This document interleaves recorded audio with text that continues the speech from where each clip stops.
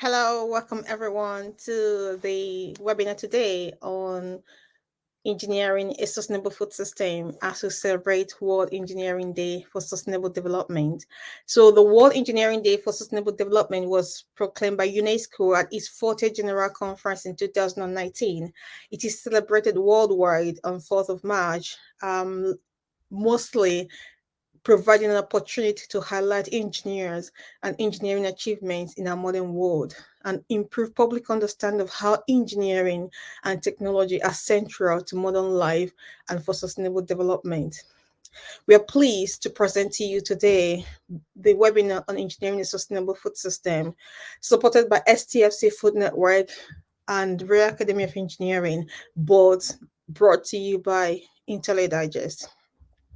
I'm Dr. Ife Wakano. I'm the founder and CEO of IntelliDigest. I'm also wearing the heart of STFC Food Network as a champion of STFC Food Network, focused on enabling a sustainable food system through technology innovations delivered by the STFC Science Technology Facility Council of the UK. I'm also wearing the hat of the Royal Academy of Engineering as an Enterprise Fellow of the Royal Academy of Engineering. So it's really an exciting time for us today to be able to look into the food system and see how engineering solutions is enabling a sustainable food system. But why is this important today? We see that there is a lot of challenges we're witnessing across the food system from farm to fork. The way we grow food today, distribute food and consume food contribute over 30% of the global greenhouse gas. So we just need to be able to rethink how we grow, how we distribute, and how we consume food. And technology, innovations, engineering has got a huge role to play in enabling this transition. More importantly, we know also there's a massive soil degradation. We're losing the quality of the soil we have, which also has got a massive impact on the quality and the nutrient present in the food we eat. So I'm really pleased that we are able to hold this webinar today to look into how engineering and technology innovations will enable us to address these challenges and how existing solutions are already being pulled together to help us address these challenges we're witnessing in the food system. Because ultimately, what we want to see is that more people could have access to good food. Not just food, but food that nourishes their body, that keeps them healthy, but having less impact on our environment.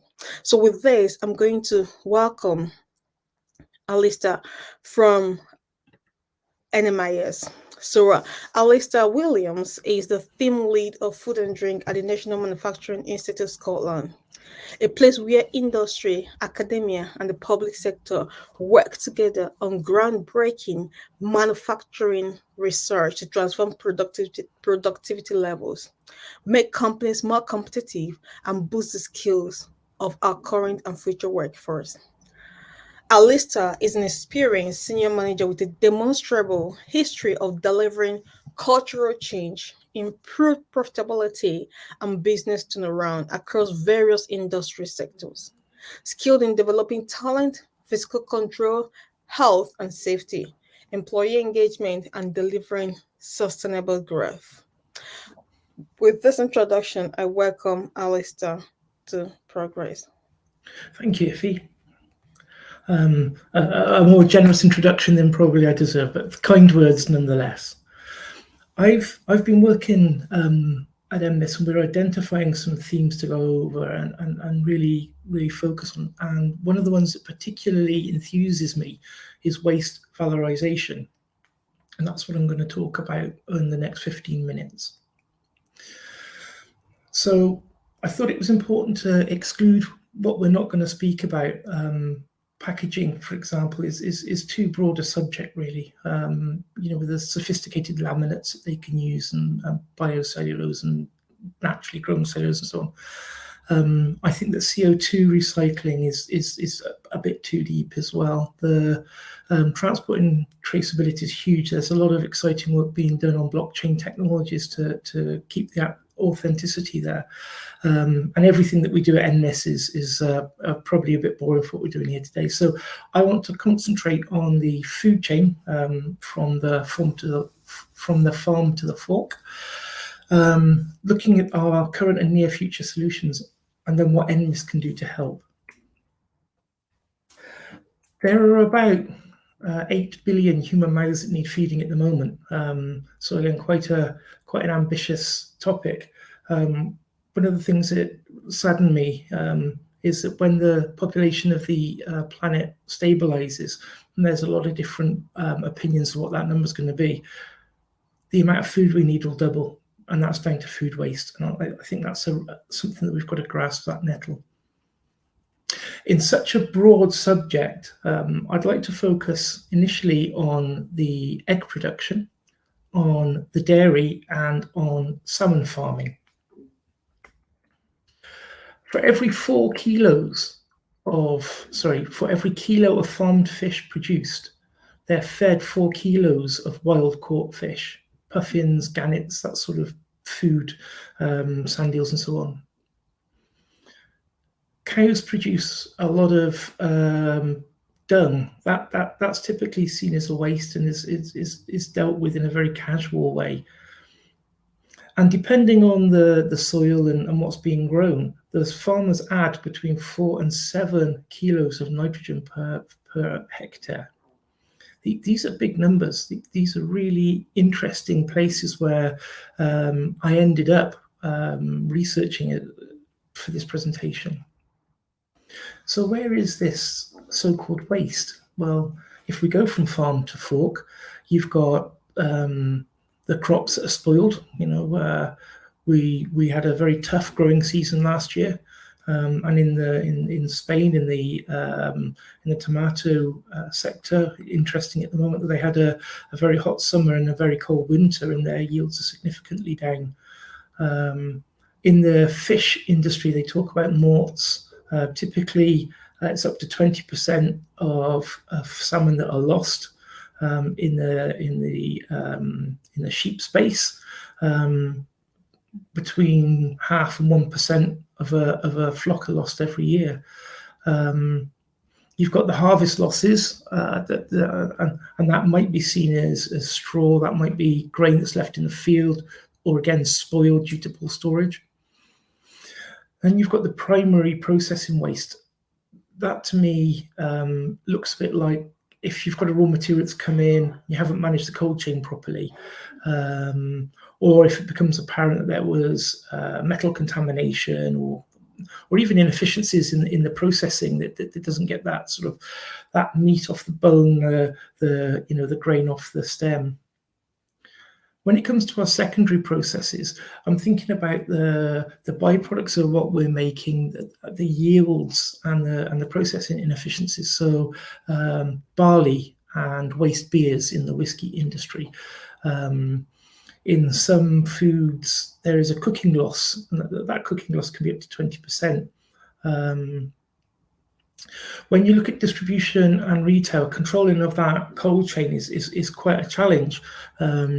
You might have a delay in a container in a port, which renders the entire contents of the container spoiled.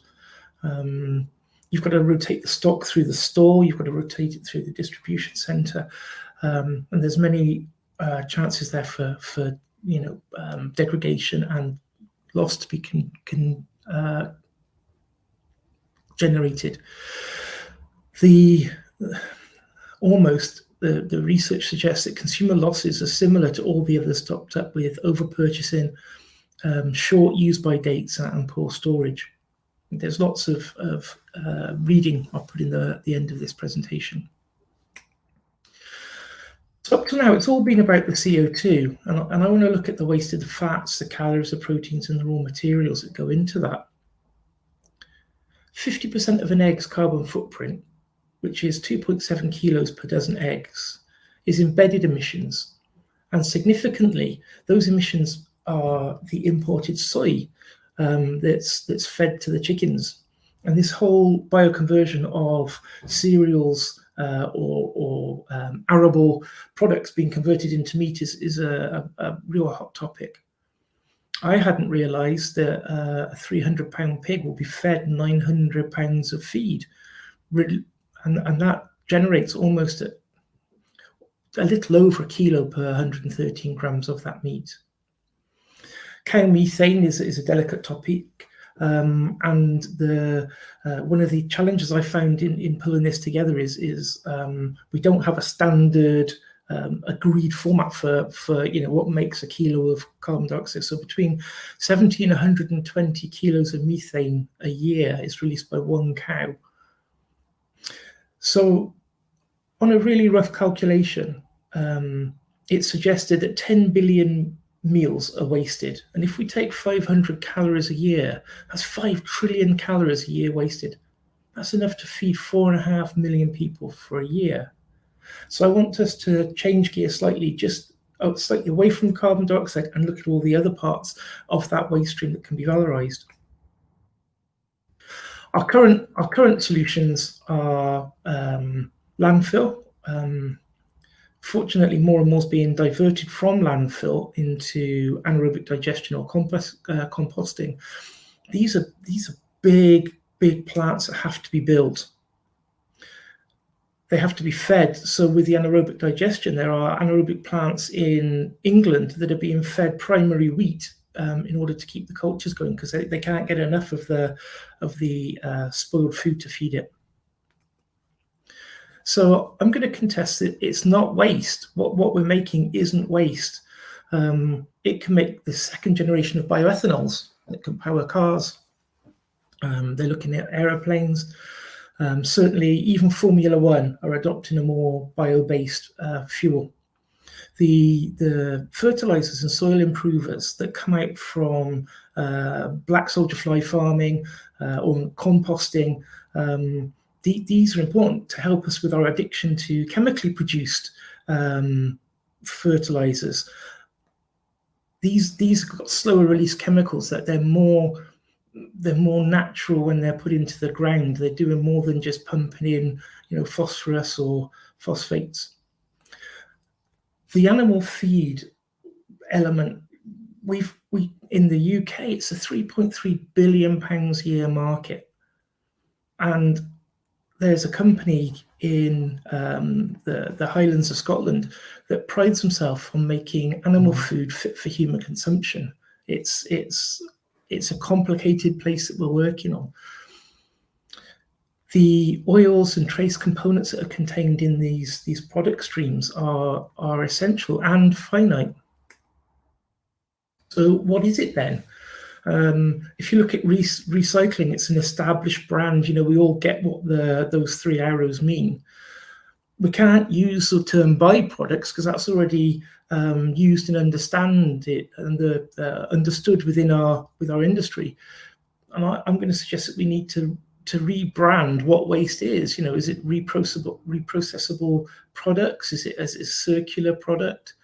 Because calling it waste, I think, really damages people's perception of the value of valorizing these reprocessable products. The key to this is the segregation of waste at source. So if you look, typically at the moment, we're in the energy recovery in anaerobic digestion, refuse-derived fuel, with a little bit of composting, usually done on a council level.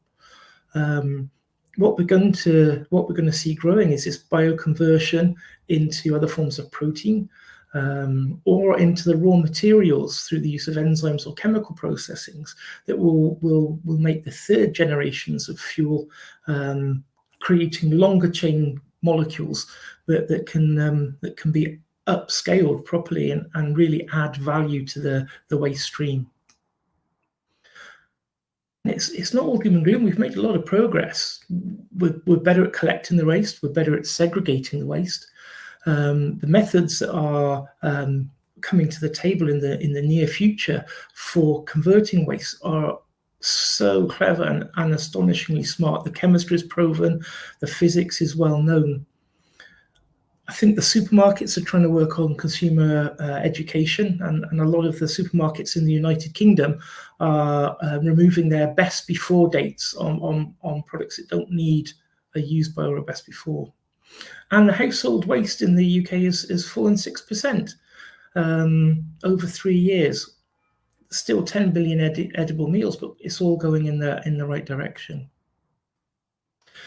The near future solutions, the processing of citrus peels is quite well known, goes into some very niche cleaning products. It can go into oils as well. The high value stock chemicals for pharma can be recovered and concentrated.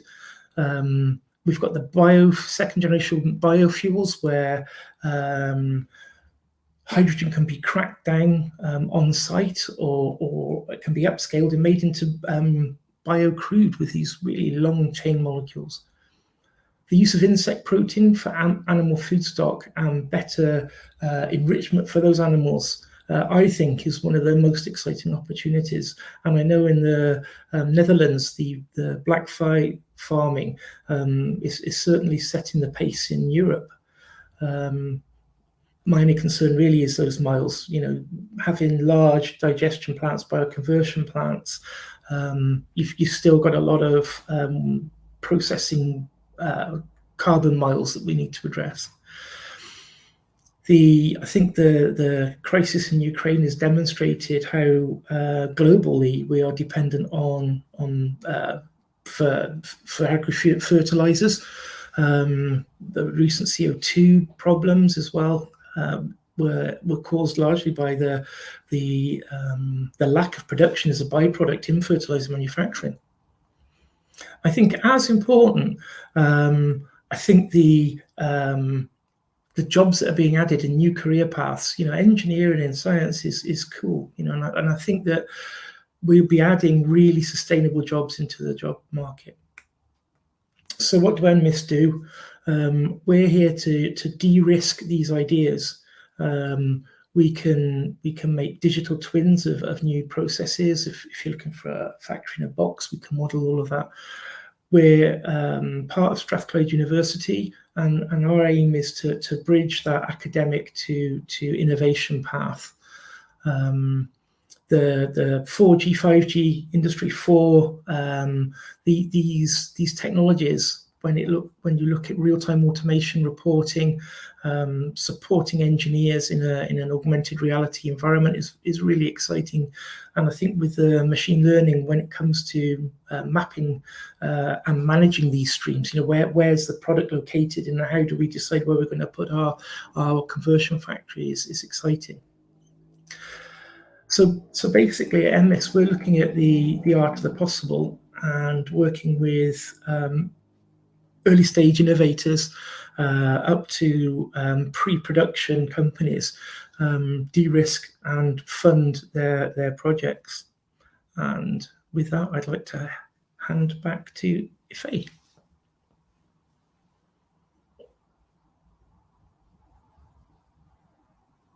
Hello, fantastic presentation, Alyssa.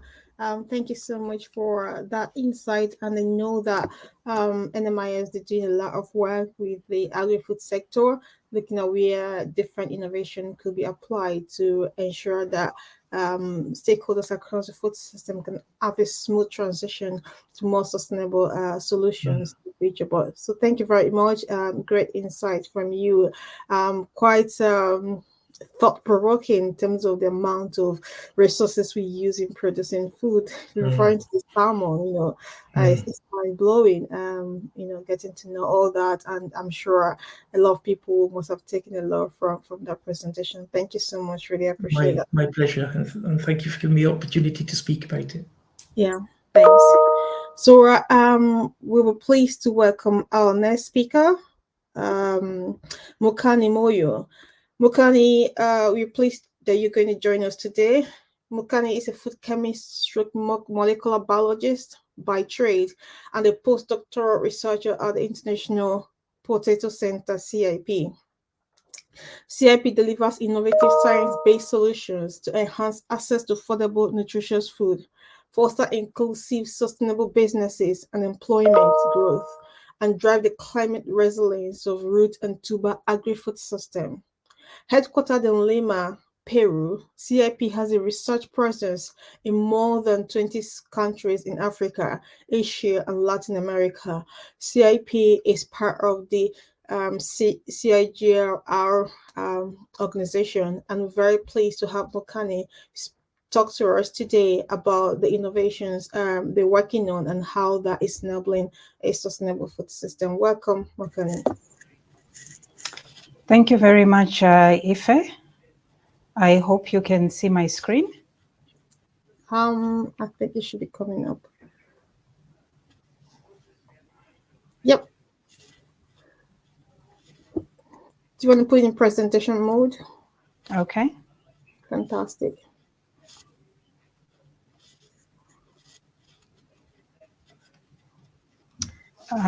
Thank you.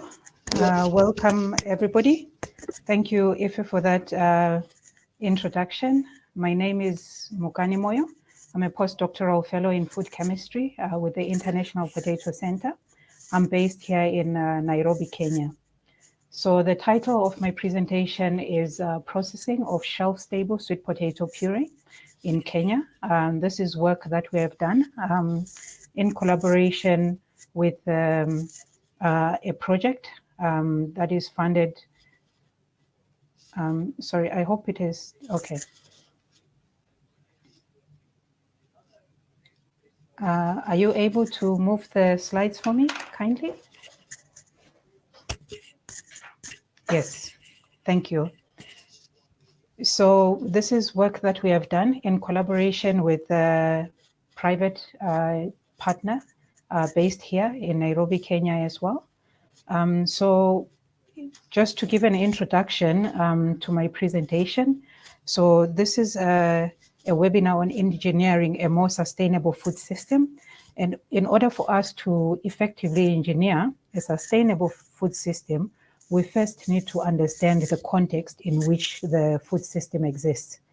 And if we look at the food system here in Kenya, there are some trends that are currently driving the food system, starting with malnutrition. What you see there on the top left-hand corner are the current statistics in malnutrition in East Africa, particularly.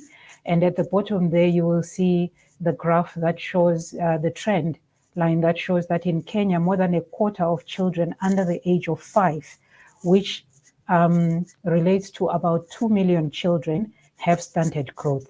So when you talk about malnutrition, in this case, for a particular project, we're looking at vitamin A deficiency. And what we see, especially coming from the COVID era, is that there have been significant gaps in coverage of vitamin A supplementation across not only Kenya or the East African region, but this has affected quite a number of countries globally. And it has highlighted the importance of, especially in Africa, of embracing food-based approaches to try and bridge these gaps so that the malnutrition rates can decrease. With the COVID pandemic that was happening and the closing of borders as well, this greatly affected accessibility to some of the supplements that the local communities here in Kenya had readily available before then. Another trend that we need to understand in the Kenyan context is the trend in urbanization. So over the past decade, what you see there on the right-hand corner, these are the statistics in terms of urbanization from 2011 to 2021. You can see that there has been a gradual increase in urbanization in Kenya. This is the migration of people from the rural areas, which is where most of the farming land is, to the urban areas. What this has caused is an increase in the urban poor populations who have limited income and resources. And most of those urban poor, because like I said, the farming lands are mainly in the rural areas, it means we now have a booming urban poor population that relies on ready-made products compared to cooking fresh produce, which will be coming from the rural areas. So there is an increase in the consumption of convenience or ready-to-eat foods that we see in Kenya. So this, I thought I should first show you these trends that are some of the main drivers of the current status of the food system in Kenya, so that you can understand where our interventions as the International Potato Center come from and what motivates us to use this particular strategy. So on the next slide. So the intervention strategy that we're referring to is the vitamin A rich orange flesh sweet potato varieties. I'm sure most of you in some form or time have consumed or come across sweet potato. The particular one that we have been advocating for over a decade now is the orange fleshed one. So the flesh color is orange, like you see in that picture. These are biofortified varieties. That means they are developed through conventional breeding. These are not genetically modified varieties. What makes them stand out compared to the other sweet potato varieties is that they are high in beta-carotene. Beta-carotene is the compound that the human body converts to vitamin A when these sweet potatoes are consumed. Apart from that, they are also high in fiber, starch, minerals, and also other vitamins such as vitamin B6, C, and vitamin E. Just to give you an idea of how rich the vitamin A content is of these varieties, one small boiled orange flesh sweet potato root, which weighs about 125 grams, produces enough of vitamin A to meet the daily requirements for a child who is less than 5 years old, and most of the requirements for a woman of reproductive age. Typically in Kenya, sweet potatoes are consumed boiled, steamed, roasted, or fried.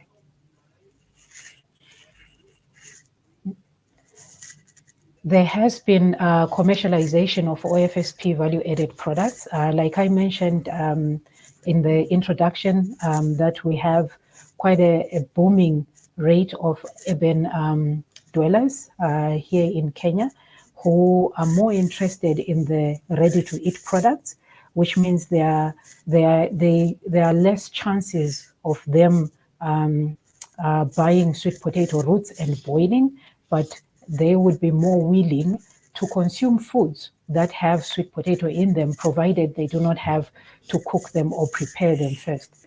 So what this slide is showing you is some of the products that are already in the market, not only here locally in Kenya, but this represents products that are available on the market across the globe. You can see there's some baby food, and you can see there's some sweet potato fries. You can see at the bottom left-hand corner some crackies. These are snacks that are mixed with orange flesh sweet potato, which is mixed with some wheat, and then wheat flour. And then you can see there's some juice. It's also possible to produce juice from orange flesh sweet potato. The orange color is actually very appealing to consumers. They find it attractive. You can also, apart from the ready-to-eat products, it's also possible to produce functional ingredients like the sweet potato flour that can then be used as an ingredient to supplement wheat flour. Most of the wheat used in African countries, including Kenya, is imported, and sweet potato is locally grown. It's a very easy, resilient crop that doesn't need a lot of farm inputs, and therefore by processing products such as sweet potato flour, this reduces the need for importing wheat, and sweet potato flour can actually then supplement the gap that the wheat flour would. And then on the left, on the bottom right-hand corner, you see there what we call orange fleshed sweet potato puree, which I'll explain what it is in the next slide. So the orange fleshed sweet potato puree in innovation, this is orange fleshed sweet potato roots that are steamed and mashed to a paste. So in simple terms, any one of us can be able to make orange fleshed sweet potato puree in our homes. We would make it more or less the same way that you make your mashed potato. The only difference here is this is now at commercial scale. So this orange flesh sweet potato puree is then used as a functional ingredient in baked and fried goods. So similar to the way in which you would use the orange flesh sweet potato flour to supplement some of the wheat flour, instead you can actually use the orange flesh sweet potato puree. The advantage that it has over the orange flesh sweet potato flour is that it retains, producing puree retains most of the vitamin A content compared to producing flour. And also the conversion rate for producing flour, you need about 5 kgs of orange flesh sweet potato roots to produce 1 kg of flour, but the conversion rate for orange flesh sweet potato puree is 1:1. 5 kgs of your roots will give you 5 kgs of orange flesh sweet potato puree. So what the puree does, it will enhance the vitamin A content of whichever product you incorporate it in. And you'll see there under that picture showing bread, buns, all types of bakery products where orange flesh sweet potato has been introduced, and it has been successfully integrated in urban formal food markets, being sold in supermarkets here in Africa. A lot of consumer studies have been done, and what consumers have highlighted is some of the main features or attributes that attract them to these orange flesh sweet potato products include the attractive color, the bright orange color, the sweet taste that they get from these products, the soft texture that comes about from using orange flesh sweet potato puree, and also the aroma that is associated with these different products. So this innovation is not something that is new or unique to Kenya. What you see there is a list of countries where we have, in collaboration with local national partners and private sector partners in the different countries. These are some of the success stories that we can give concerning the orange flesh sweet potato puree. We have worked with partners in Malawi, Mozambique, South Africa, Nigeria, Ghana, Uganda, Ethiopia, Tanzania, Rwanda, Kenya, introducing orange flesh sweet potato into different products. You see there, we've introduced it in injera in the top left-hand corner that shows sweet potato bread, orange flesh sweet potato bread in one of the major supermarkets in Malawi. And in the bottom right-hand corner, you see orange flesh sweet potato puree as being part of school feeding programs. This picture was taken in Nigeria. And on the bottom left-hand corner, you see a dish, a wrap that was made and incorporated orange flesh sweet potato puree. So this is a tried and tested product that has been introduced broadly in different countries, and consumer studies have been done on this, and we have gotten very positive feedback on it. So how then do we improve the adoption of the OFSP puree? The current bottleneck that we have been facing in widespread adoption of this technology is the fact that the puree requires cold storage. Like I said, this is steamed roots which are mashed into a paste. We do not add any preservatives to them. Therefore, it means they need to be kept frozen and only defrosted just before use. And so what we have done, working with a private sector partner here in Kenya called Baton and Bamba Limited, is to come up with the first aseptic orange flesh sweet potato production line in East Africa. So this is exactly the same technology in terms of producing the fresh puree. The difference is in the middle picture there, after the puree has been produced, it now goes through a sterilization process before it is aseptically packaged. And when this is done, the product is stable for up to 24 months at room temperature. It does not need any refrigeration. This project was launched in 2021, And we worked in collaboration with Sinovatech. They're based in North Carolina, working very closely with the North Carolina State University, and Catabol, which supplied the aseptic filler, and they are based in Spain.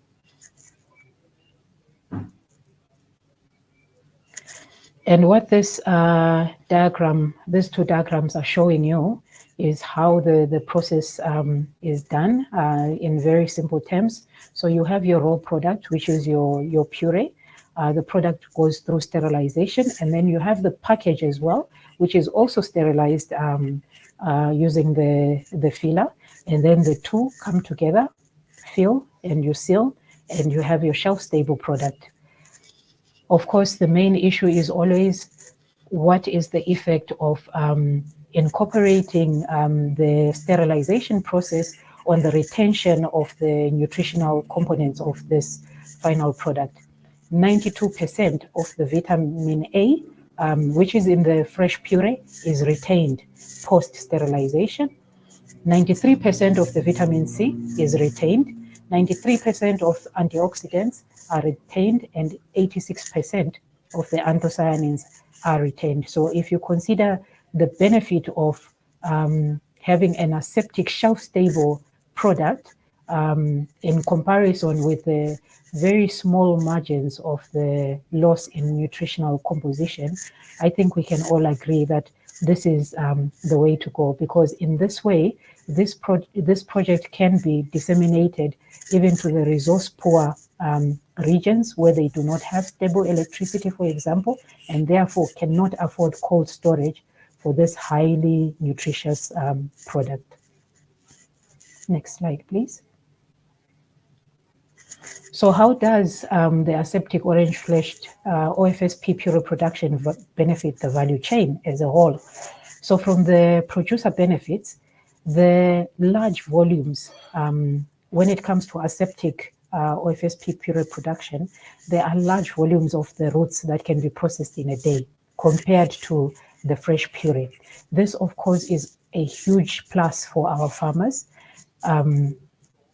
It provides them with a ready market for their fresh roots. It reduces their post-harvest losses, and it gives them security in terms of income and employment opportunities for the smallholder farmers, because mainly the women and the youth in Kenya are the ones that are involved in sweet potato farming. For the processors, they get to penetrate new markets. So with the previous cold chain, the previous puree which relied on cold chain, the markets that they could penetrate were only the ones that could afford cold chain facilities. But now it means they can also penetrate the informal markets. In Kenya, for example, street food is a very big market where you can find on the side of the road somebody who is making food and incorporating some ingredients. You can imagine for the street vendors, it's not possible for them to have a fridge next to them there on the side of the road. So having ingredients that do not need cold storage means for the processors, this is something that, this is a new market that they are able to penetrate.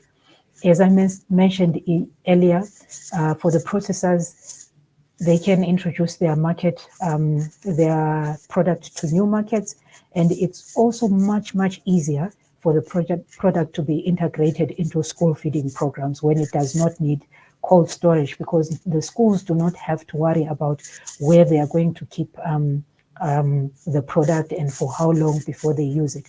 They have up to 24 months with the product just on the floor somewhere within the school premises. How do the bakeries benefit? They have reduced production costs. Wheat is a very expensive commodity in Africa, and being able to substitute up to 40% of the wheat with the orange flesh sweet potato puree greatly reduces production costs for the bakeries. And Horeka, these are the hotels, restaurants, and cafes. What about the consumers? What is in it for the consumers?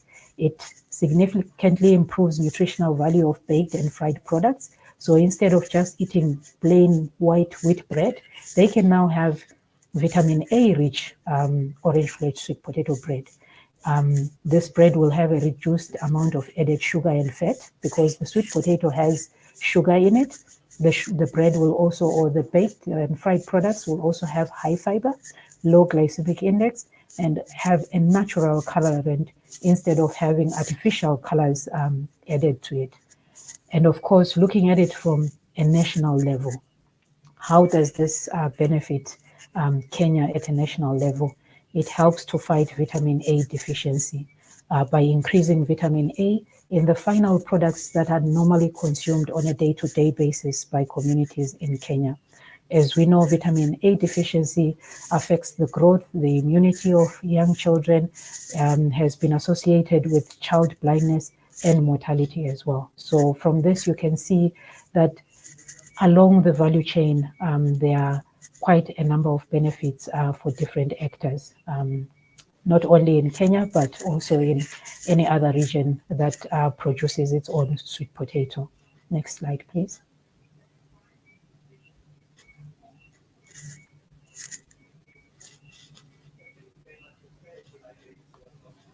Next slide, please.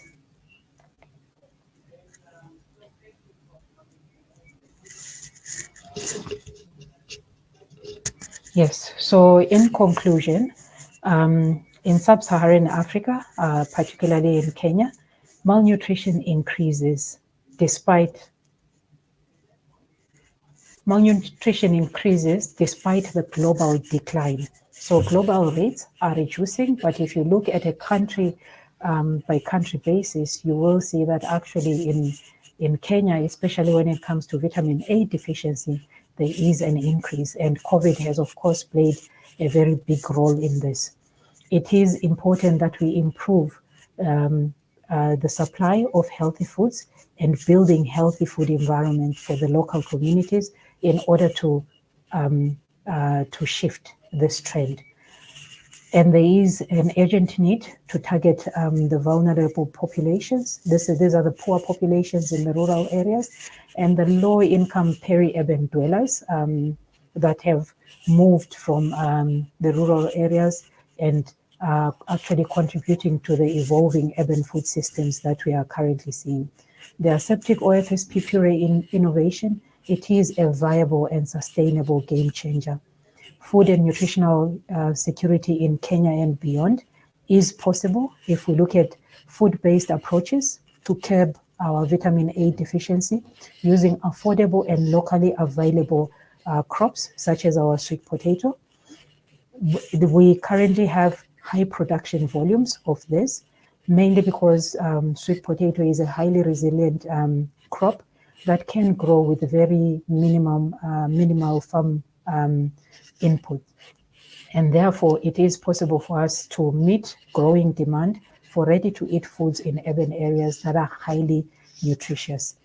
As the next steps, in order for us to achieve our goals in fighting vitamin A deficiency, not only in Kenya, but in the region as well, there is need to increase our efforts in raising awareness to the health and financial benefits of OFSP puree and products, keeping in mind that even as these products are on the shelves, it doesn't mean that the products that the consumers are used to are not on the shelves. So the other products that do not have OFSP are still on the shelves. So we need to increase awareness so that consumers can intentionally select or choose the high vitamin A products on the shelves. We need to collaborate, of course, with food technologists to come up with innovative product developments.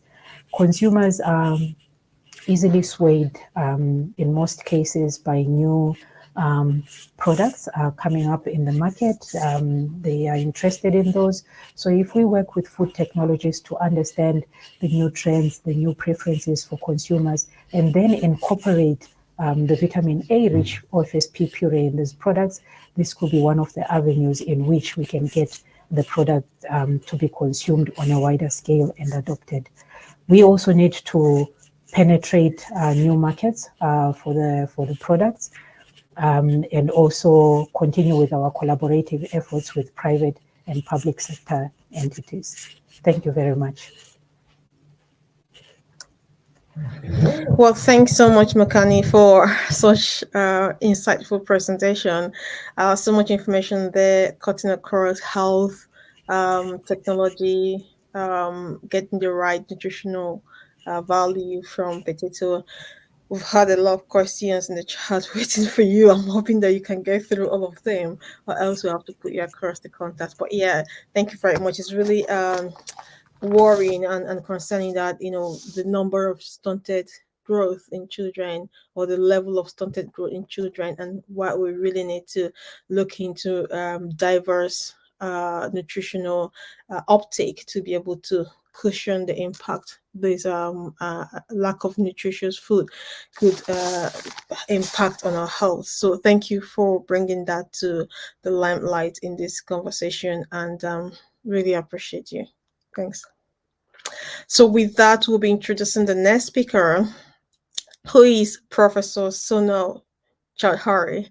Professor Sonal Chowdhury is the chair of sustainable management at University of York, and she's an active member of Institute for Sustainable Food and Interdisciplinary Research Center, such as Advanced Resource Efficiency Center. Sona is a very good friend and has created a network of national and international stakeholders in the food, energy, and water industry that includes some of the big players, service providers, retailers, processors, SMEs, farm organizations, NGOs, certification bodies, and policymakers in the UK, India, Asian, and African countries. She leads Sustainable Agrifood Integrated Value Chain Network, and she's also the PI of the STFC Food Network. Welcome, and please take on the conversation. Thanks, Ifi, for the modest introduction. I'll try and keep it short and just give you an insight of what the network does and what sort of projects resonate with the engineering theme of the sustainable food system. So basically, in this network, we are running this network since 2017. The network is now in the second phase, and we are really proud that this network now has members from more than 25 countries. We are 1,500 members plus. And I invite you all to join this network. It's free of cost. So please feel free to register yourself on our website. Now, within this network, what we are trying to do is we distributed the food systems into three different categories, from production to supply chain to consumer behavior, and we try to identify the different sort of challenge areas which could be addressed through data science, through technologies, and through facilities that STFC has. Now, just a very brief introduction of what STFC stands for is Science and Technology Facilities Council. It is one of the funding bodies in the UK, and they would normally fund physicists or space scientists, astrophysics, and those sort of area, like people who do a lot of blue sky research. But equally so, they are now interested in understanding and delivering some of those science or application of the science into other areas, such as food systems, which is equally complex as complex the galaxy is. Yeah, because we are dealing with a lot of different multi-stakeholders there. Okay. So, what do we do within this network? We run multiple sandpits, and I'm not entirely sure if everybody knows what sandpit is. We bring in different people together from the different disciplines, industries, policymakers, and we try to co-design projects within a given time. So, for example, if I'm coming from supply chain management discipline, and if you are coming from the engineering discipline, if somebody else comes from the soil sciences, then we all will talk about the similar sort of the challenge areas. We'll try and address and see if it fits within what I am doing. And I'll give you a few examples of how we tried and developed some of those projects, which we call it interdisciplinary. It's a combination of different disciplines coming together. From this network, we have funded more than 103 projects now. And we do a lot of encouragement for early career researchers. So we do have a separate sort of funding stream for early career researchers as well. And we are running a conference in July, and I'll show you the details towards the end. And most of you are feel free to register. Most likely it would be hybrid conference. We are trying our best, but to showcase some of the successes of this network and the different projects. Okay. So I'll start with some of the projects that we have done from like the production side of the bar that you saw, mostly on the soil area. So there are different sort of sensors that we have been able to successfully develop as well as employ to test some of the challenges related to soil sustainability. For instance, soil moisture.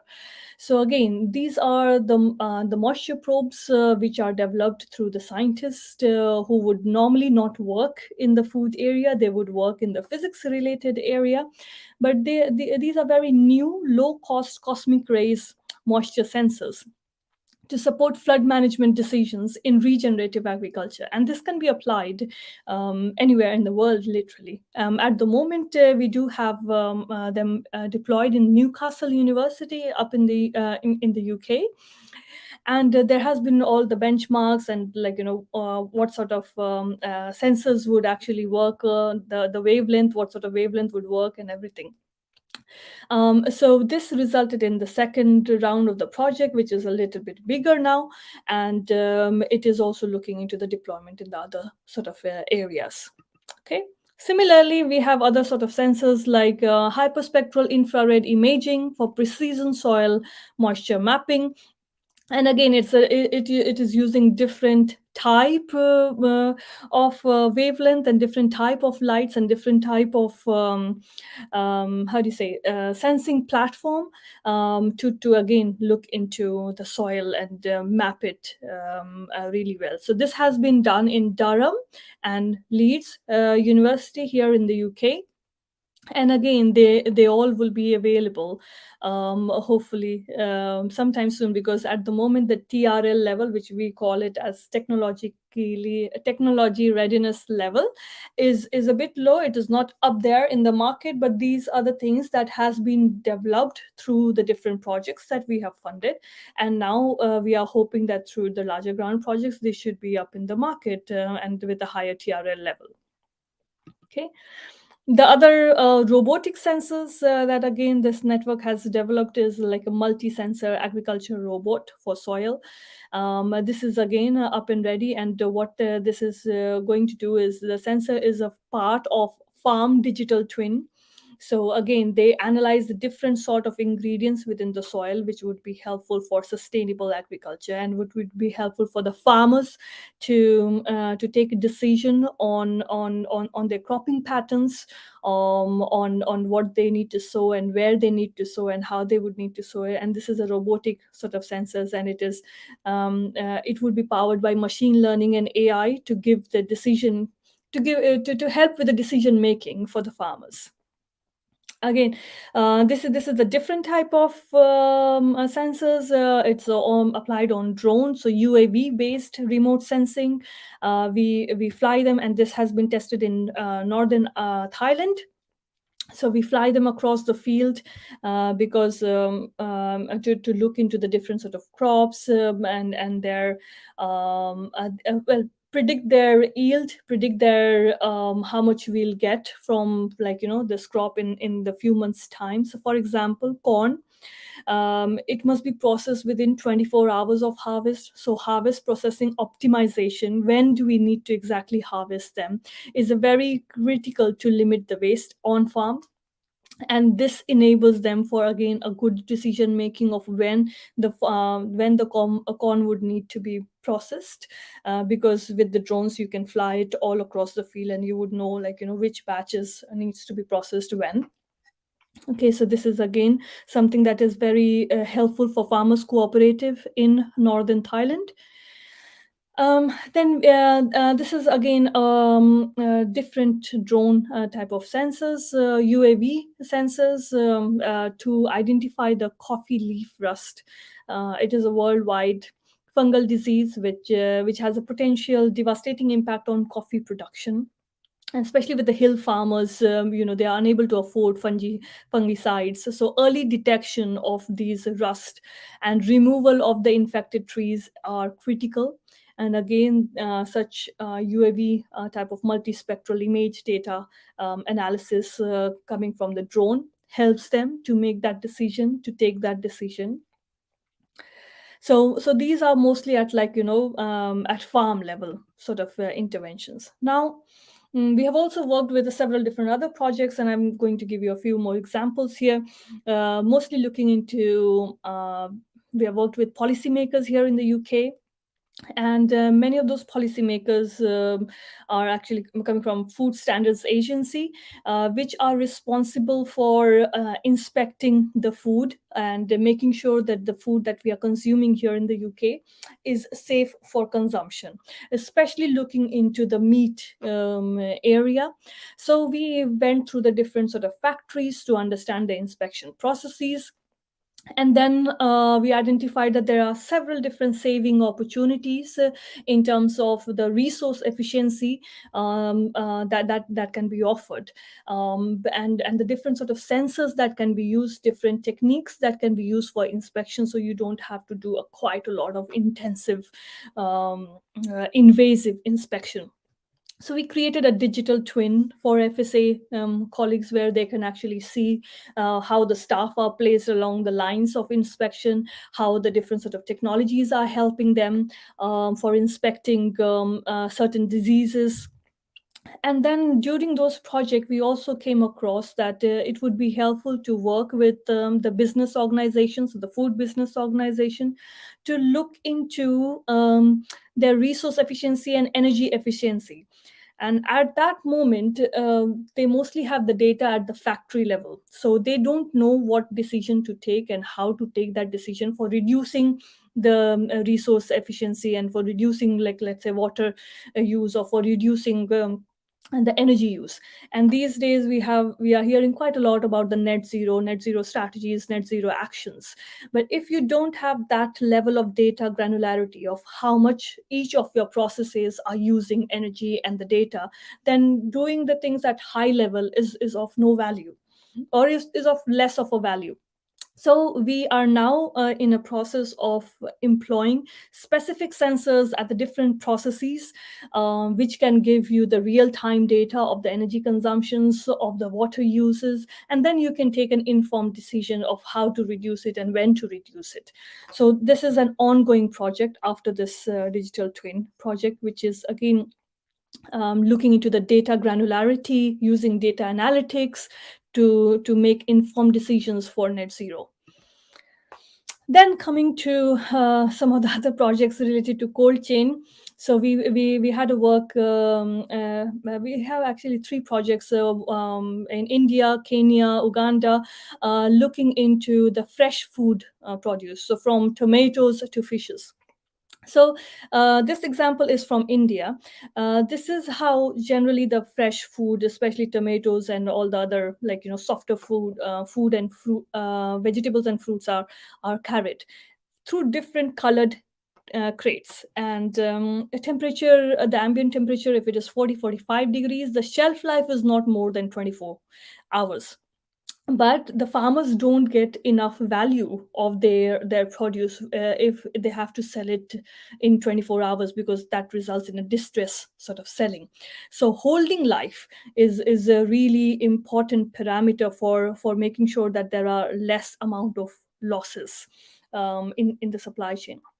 So then, with the help of space thermal engineering people from RAL Space in STFC, we looked into what are the different technologies that are used for spacecrafts for insulating things, because they work in several very extreme environment.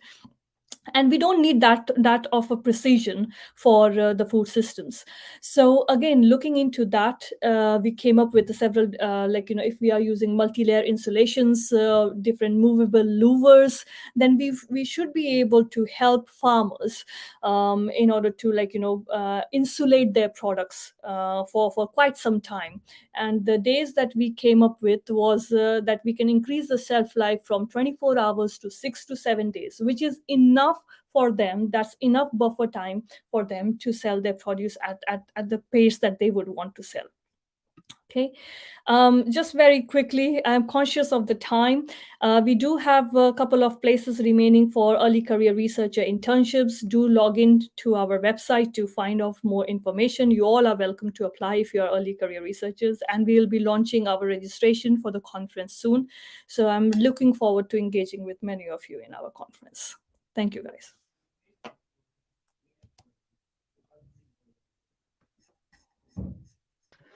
Thank you very much, Arsenal.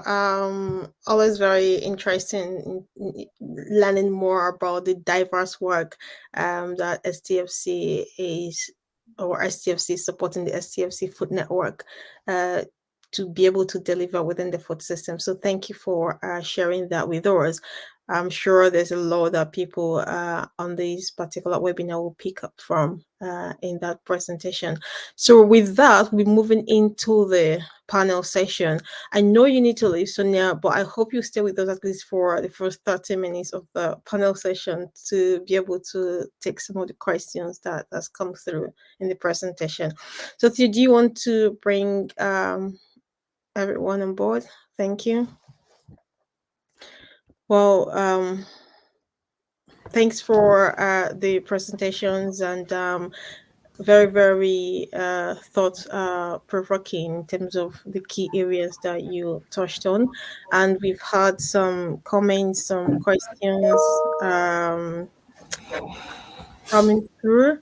So I've got someone saying from Mozambican, his name is James Sunday. He's one of the countries affected by great tropical cyclones such as Gombe, Kenneth, Ida, Anna, and he was thinking how that impact that those cyclones are affecting the food production within the region, and he's interested to know what technologies could help them in addressing some of the challenges they face. I don't know, Alistair, do you want to touch on that briefly? Sure. I mean, huge topic. I think the sort of production losses are something that can be modelled in AI. I think that there's the digital twinning, as a previous speaker discussed. The right selection of products and the right selection of cultivars. It is difficult. I mean, even in the benign world of the United Kingdom, the weather can devastate crops. But yeah, I'd be looking maybe at that sort of AI predictive stuff and seeing what's robust and can survive a cyclone.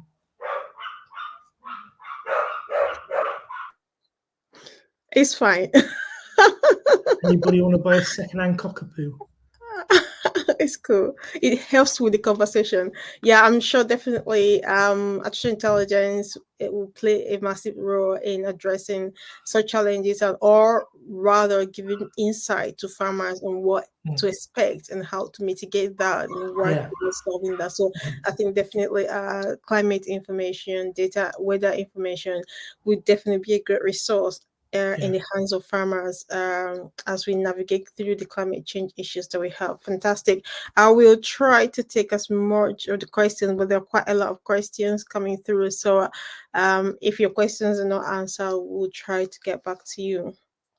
The other question is from James Sunday, saying that he wants to ask what will be the fate of the livestock production industry in years to come, as the world is looking at alternative protein through plant-based diets. I don't know, Mukani, do you want to touch on that briefly? The question is on livestock farming. What will be the fate in the future with regards to a lot of focus on plant-based diet? Okay. Oh,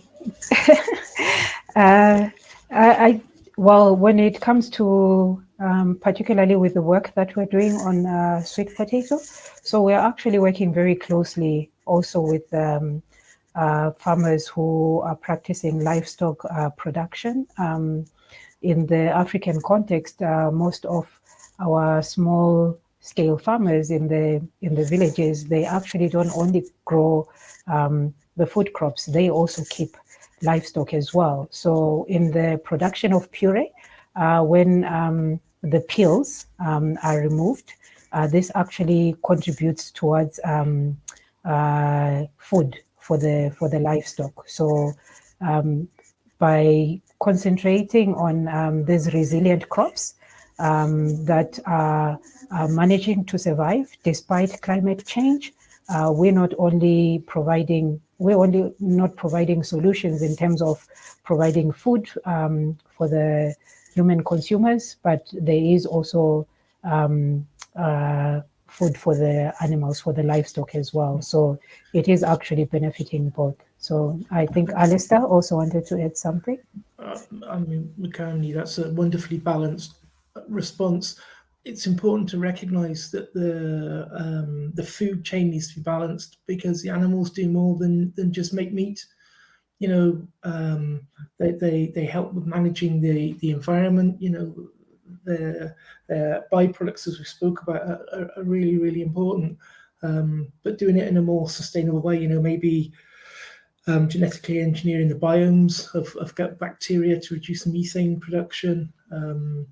You know, feeding appropriate food stocks, and Mikana's point about, you know, that's the oldest form of recycling, right? Waste management, you give it to your beasts. Yeah, fantastic responses to that. So now, do you want to say something about that? So, okay, the question Sorry, was I lost the my internet. Sorry, guys, and I completely dropped out without even saying bye to anyone. it's okay. Talking about technology. Yeah, go on. Cool. I mean, the question was livestock farming. What do we do as the love push for plant-based diets? How do we make livestock farming more sustainable? I think that's a question. Yeah, there are several different ways. I don't know if it is like, if we can answer that in the given time. But we did a project with WWF UK for almost all the retailers here in the UK, looking into 50-50 protein sales reduction. So at the moment, most of the sales here in the UK is 90% animal proteins and 10% plant proteins. So how do we uplift that towards the 50% animal protein sale and 50% plant protein sale? And that has like a different types of pathways that we can reach there. Yes, we need to reduce animal protein consumption. And yes, we need to look into the sustainable livestock farming. We need to involve the regenerative farming as well, even in the supplier's contract. Nobody's talking about that. Sorry about that. That's my little one. That's Uh, the beauty of it. Stop merely in engineering and science. I like it. that's the future that we are referring to. Okay, so that's why I had to like leave at sharp 2. Yes, my name is Sonal. Sorry. Yes. Okay. Okay, guys, that's the future that we are referring to for Exactly. the animal and sustainable farming that we need to look into. But yes, better meat, and how do we define better meat? For instance, Yeah. that could be something that we all should be coming together and having a consensus around better meat. Yeah, so Less I'll and keep it better. short. Yeah, you're right. Absolutely. Thank you very much for all the responses on that question. And I hope we've done good to that particular question. And I think I'll go on to the next one. Someone by the name Agara Fidelia wants to connect with you, Moyo, and she's producing and processing orange flesh sweet potato with over 150 outgrowers, and she's asking, how can I replicate some of the things you're doing here in Nigeria with my farmers, particularly my state where we farm the sweet potato. Mukani, do you have any response to that? Yes, so I think the question is, how they can adopt the orange flesh sweet potato puree innovation. So what I would suggest, based on the success stories that we've had in the different countries, the way to go about it is to first identify the products that you would want to incorporate orange flesh sweet potato puree into, conduct some trials with those products, produce them at a small scale, and give them to the consumers and get their feedback first. It needs to always come from the consumers, because some of the mistakes that were made previously that led to low adoption of some of the products was that these products, we were coming up with the ideas on our own as a research team, and then we try to introduce these products to consumers. You need to work from the consumer first, understand what it is that the consumer is willing to change in their diet by incorporating your innovation, and then incorporate it in that. In this way, you already work on developing a product that is going to be adopted successfully. So my suggestion will be come up with a product, do your consumer survey, identify the best product that will be easily or effectively adopted by your target consumers when you incorporate your orange flesh sweet potato puree. And then depending on the demand for that particular product, it will give you an indication of the capacity that you need to produce of the puree. And that will then determine the equipment that you need, because there is no need for you to, the equipment is not low cost. So you need to invest in equipment that will give you the capacity that you need to meet the demands from the consumers, not equipment that will undersupply your consumers, or where you will have very huge capacity and you end up with product that does not have a market. So always work from the consumer backwards, and that will then inform all the other parameters or attributes that you work with from there. That will be my suggestion to the person who asked the question. Okay, thanks, Makani. We've got some questions about the presentation, whether it's recorded and whether people can have access to it. Yes, it's recorded. You have access to it after this webinar. Is available on YouTube, and also we can send you a link to be able to view that later. I think your response, Makani, it really helps us into this particular the next question, and this is directed to Sonal. Sonal, someone, Nikhil Srimali from India, and he's asking, for small scale farmers, can it be possible to use these robotic technologies you're talking about? And I think this is also relevant to Alistair. Yeah. So to be honest, because they are still in the development stages, yes, IoT sensors are possible because now they are very cheap and but farmers would need support. So at the moment in India, we are working with 50,000 farmers. And the way we are working with them is we are collaborating through NGOs. The NGOs would have the resource and the capacity to actually understand those data and the analytics, and then pass on that information to the different apps to the farmers. So that is possible. But individual robotic, I think robots, that is not even necessary in the small scale farmers. It is mostly for the large scale farming. But if need be for the IoT sensors, yes, that is possible. That is cheap.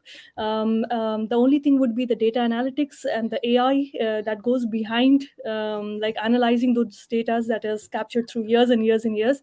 And that is something that farmers would need support from either the government or the NGOs, bringing them all together. And it's a kind of collaborative thing. So farmers alone won't be able to do it.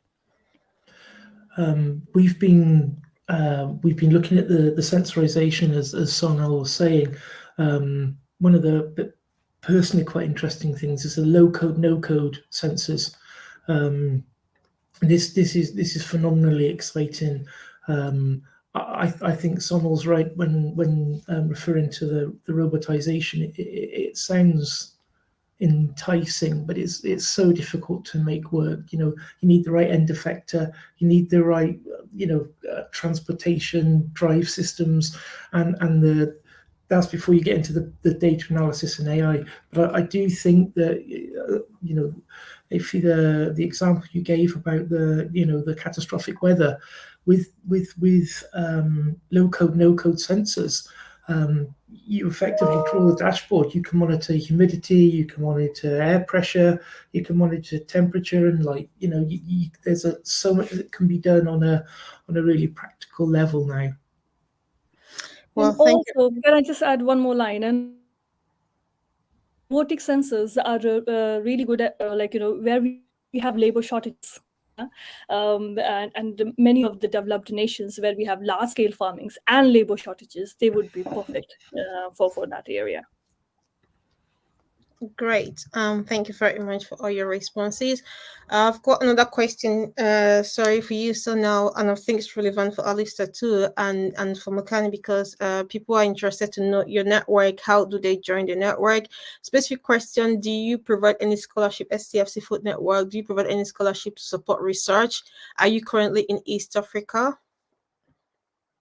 So answer to all of them is yes. We are working in several different countries in Africa, and you can look into our website. I was wanting to type onto the chat and then directly answer the comments, but I am unable to do that.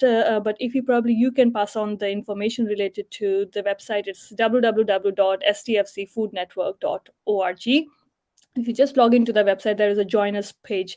Click it, fill your details, and you will be part of our members, and you'll get all the updates from the network.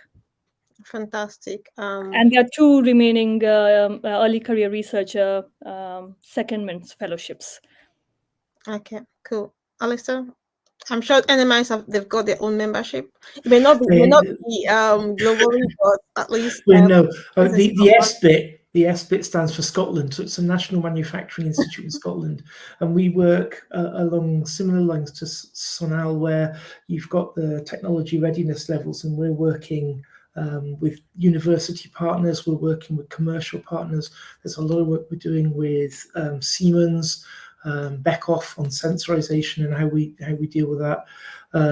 I'm trying to help NMIS. If this doesn't sound too pompous, I'm trying to help NMIS understand that actually food and drink is equally as important as aero engines or modular nuclear reactors.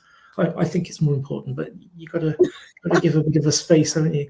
But no, I if anybody wants to know more, drop me an email and I'll happily signpost people the best I can. Yeah, Makani. Okay, thank you. So for us, we're in development. So we work in close collaboration with local governments, particularly the Ministry of Health and the Ministry of Agriculture. We also collaborate with local and regional universities.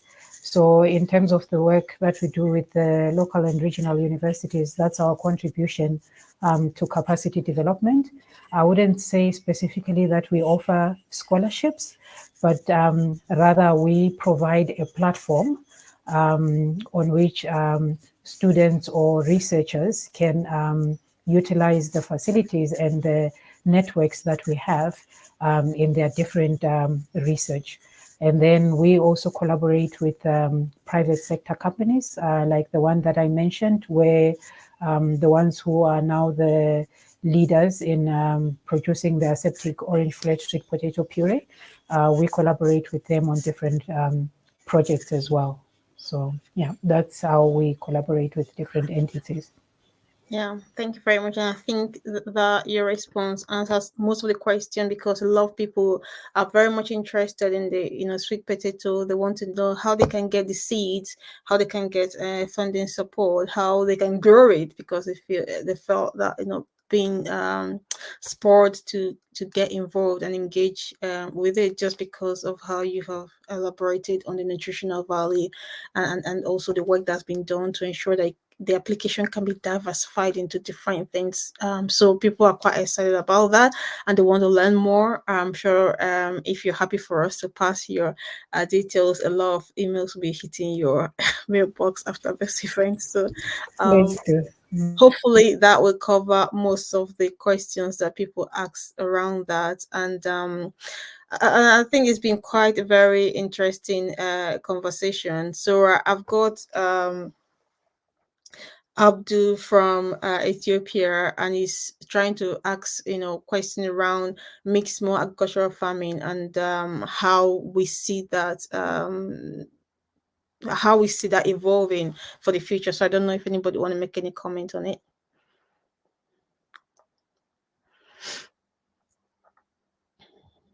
So, I mean, I think what I've come to realize is that there isn't one solution. There's not one size fits all. As you're scaling up, and Mukani was talking about, right sizing your processing facility.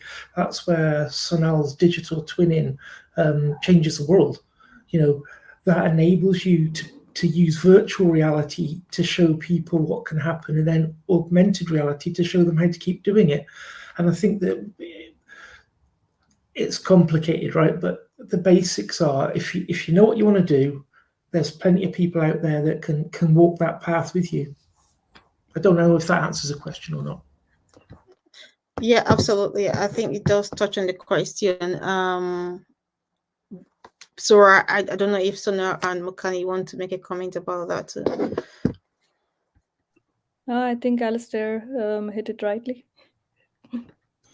Yes, he did.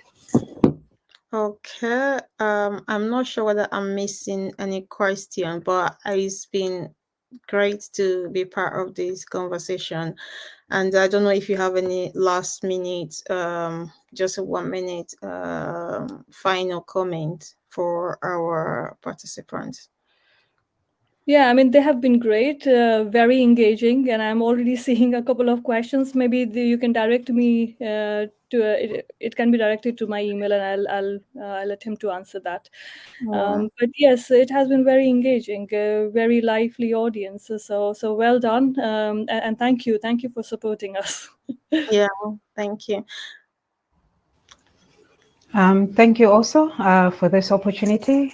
Just my last words is, with all these interventions, food-based interventions that we work on to try and curb malnutrition in all its different forms, at the end of the day, the power is actually in the hands of the consumers.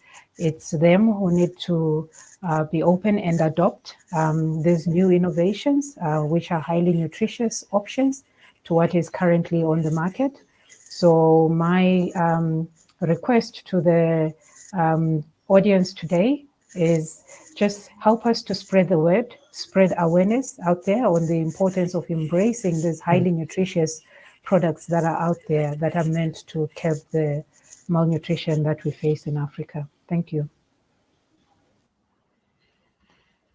I'd like to thank you and your team, IFI, for organising a tremendously informative event. I constantly get excited by how many smart people are working on these problems, right? And as this planet gets smaller and smaller, and technology becomes more and more democratized, this is it. We're the ones, and the people in the chat rooms asking such clever and well-phrased questions. We're the ones that are going to make a difference. Nobody's going to do it for us. And particularly, Mukani, I'm inspired by your story. I think making that happen is really uplifting. Yeah, absolutely. And I'm sure, with the vast work that NMIS and also STFC you're doing, engaging with different organizations, a lot of these solutions will be coming out in the near future. But I know that you said your last word, Kanye, I'm sorry, that's not your last word. We're talking about technology innovation, we're talking about engineering. Just one, if you want to say one thing you think will be happening in the food system in the near future, and how technology will be driving that, that will help our participants to take something away and say, be able to say this is what they think the future will look like with technology innovation and engineering. Alisa, do you want to go first? Big data. The more you know, the better you get at things. The data technology, good quality data in, smart analysis, and then augmented and artificial intelligence to help you really know what that means. Thank you. That's a lot. Yeah, one word, sorry. It's like, yeah. Do you want to go next, Mukani? Yes, I think as we move forward, we need to embrace more processing and understand fully, like what I was showing in the presentation, understand the science behind the processing and the fact that processing, just because a product is processed doesn't mean nutritionally it's inferior. So let us take time to actually understand the different processing methods that are available out there so that we can make informed decisions as we select the products that we're going to put on our tables in our homes. Thank you. Yeah. And my wish would be zero waste, absolutely zero waste food systems. And it should be data driven, whether that's the big data. It should be also connecting to different processing. If you cannot consume that fresh, connect to the processing people. It should be very easy access. Especially the smaller scale farmers should have market access, and they should have informed decision making, what needs to be grown, when that needs to be grown. And she's so hungry as well. That's the future. That's the call for the future now. So out of us all, there was one person that managed to give a one-word answer. And that's very good. Love it. Thanks everyone for joining in. Really appreciate your contributions and the insight. Thank you. Have a great day. Happy World Engineering Day. Bye-bye. Thanks. Thank Bye-bye. you. Thank you. Yeah, thanks. Wow, fantastic discussion there, and thanks everyone for your questions and your response. The responses from the speakers is really being very insightful and very engaging to be part of this World Engineering Sustainable Day webinar, Engineering a Sustainable Food System. Today, we also trying to recognize the Global Agrifood Techpreneur program and also the participant who did apply for that and who have been selected to be part of the program. I think it's really important to highlight the fact that here in the UK, we've witnessed an increase in the amount of seed that consumers are purchasing. So when I mean seed, people are trying as much as possible to grow their own food now. The sales at Royal Horticultural Society outlets soared 20% last month, while another retailer that provides seed for the local market also had a 50% leap in online purchases.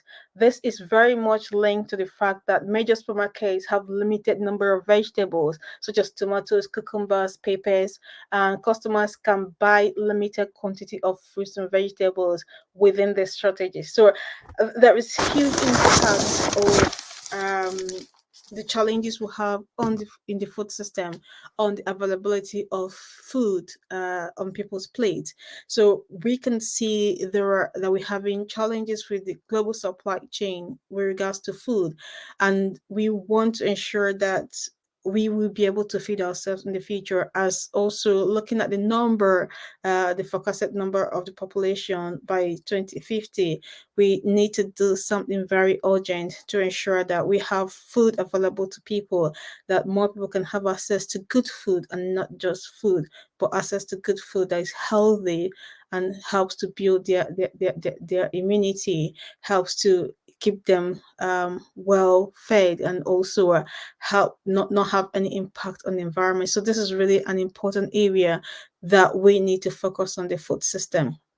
So I'm pleased to identify with these young graduates who have engaged and applied for the Global Agri-Food Techpreneur program. We want to highlight those that have been selected for the program. We want to showcase them, and we want also to create opportunity for them to be able to lead and transform the food system within their countries.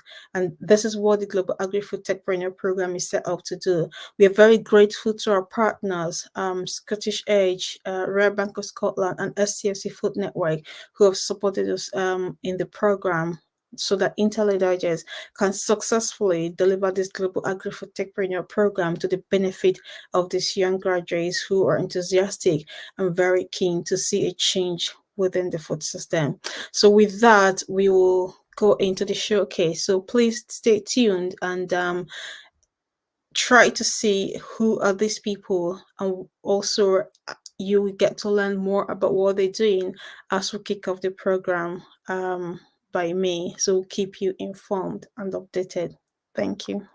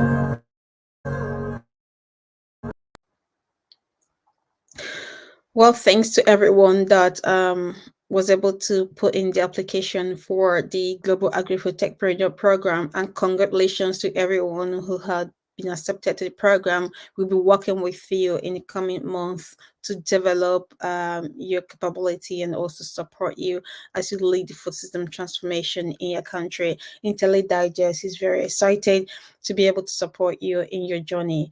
And just to also highlight that the 6-week interactive training will kick off in May, between May and June, so that anyone who's been selected who is on this webinar will be informed, and there'll be follow-on support at the back of that after the program. But before then, we will also be in contact with you with the key things that you need to work on before the interactive sessions commence. So thank you everyone for attending the webinar today, and congratulations once again to the participants who've been accepted on the Global Agrifood Techpreneur Program. This is the starting point for you to develop as a leader and also be part of this food system transformation that is taking place within our own time. This will bring us to the end of the first session of the webinar. We'll be moving into the second session of the webinar after a very short break, just because of the time we spent on this. And we will have very interesting speakers who will be joining us shortly, and also to be able to highlight more activities, more technology innovations, more engineering solutions that is being deployed to address the food system sustainability challenges we have in our society today. Thank you for being part of this.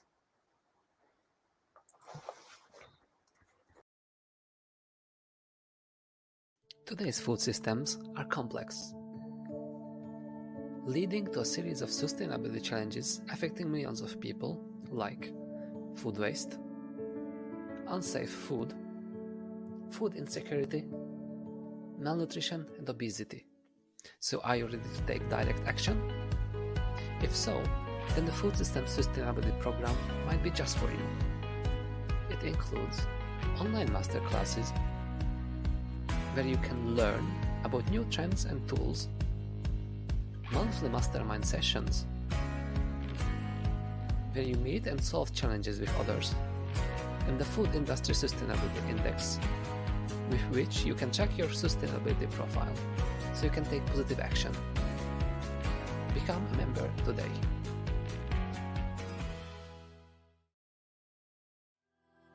Did you know 1 in 5 deaths every year is linked to malnutrition?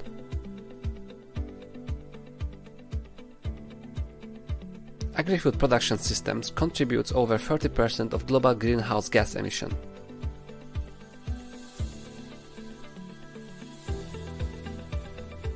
And we waste over 1.3 billion tons of food every year. While we waste a greater part of our time shopping for food we do not need and growing food that we end up wasting. These are some of the biggest food sustainability problems facing the planet today, but it's become easy just to say, what can I do? This is where the World Food Tracker comes in. Through the World Food Tracker, it has now become easier for you to plan to save. By planning your food diary on the World Food Tracker, you will discover locally produced food that nourishes your body and improves your health with zero impact on the environment. And here's how it works. You make your food diary using recipes from the World Food Tracker. And the World Food Tracker will use your recipe details to identify the food items you will use in the meal preparation, then provide you an insight on nutrient composition of the food and the shopping list.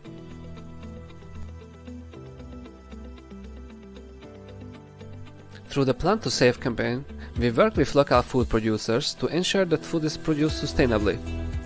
By sharing your weekly shopping list with local farmers, you are helping them prioritize sustainable food production, ensuring high-quality food produce and eliminating food waste. It all starts from your food diary. Join other users of the World Food Tracker around the world to plan your food and care for your health, your wealth, and your environment. Together we can make good food more available to more people and evolve a world where no child goes to bed hungry.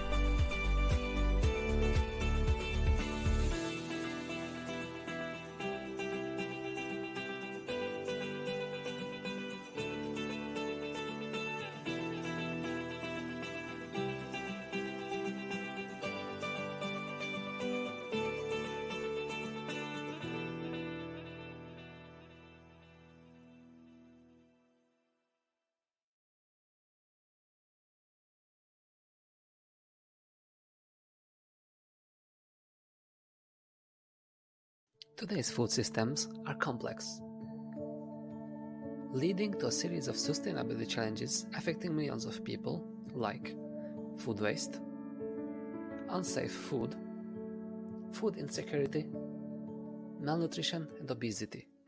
So are you ready to take direct action? If so, then the Food System Sustainability Program might be just for you. It includes online masterclasses where you can learn about new trends and tools, monthly mastermind sessions where you meet and solve challenges with others, and the Food Industry Sustainability Index, with which you can check your sustainability profile so you can take positive action. Become a member today.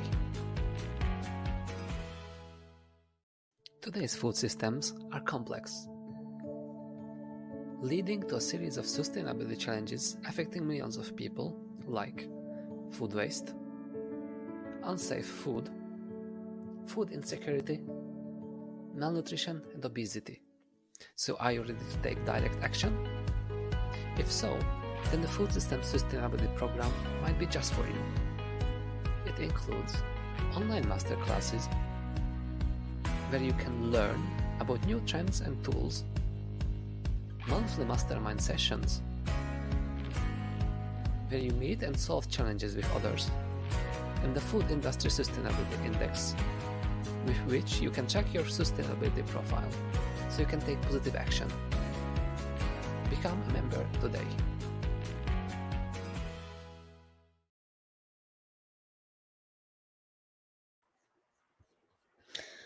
Welcome back, everyone, and thank you very much for staying on. And we will be moving into the second session of the webinar today. Remember, we are here as we recognize the World Engineering Day for Sustainable Development, and we are on the webinar Engineering a Sustainable Food System 2023.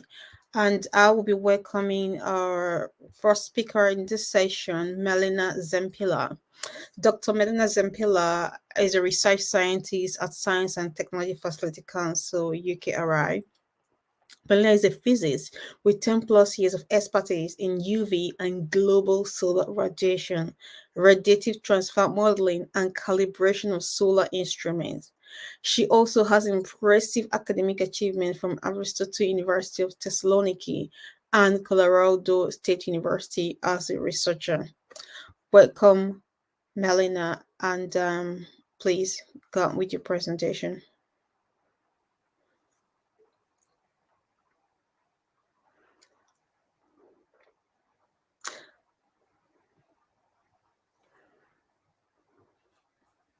I'd like to thank the organizers of this webinar for giving me the ability today to share with you part of the research we have been doing aiming to improve our food system and support all people that are involved in the food chain production and distribution. I'd be happy to hear your thoughts, ideas, and of course your questions during the Q&A session afterwards. I will start with a short introduction to who we are and what we do at RALSpace.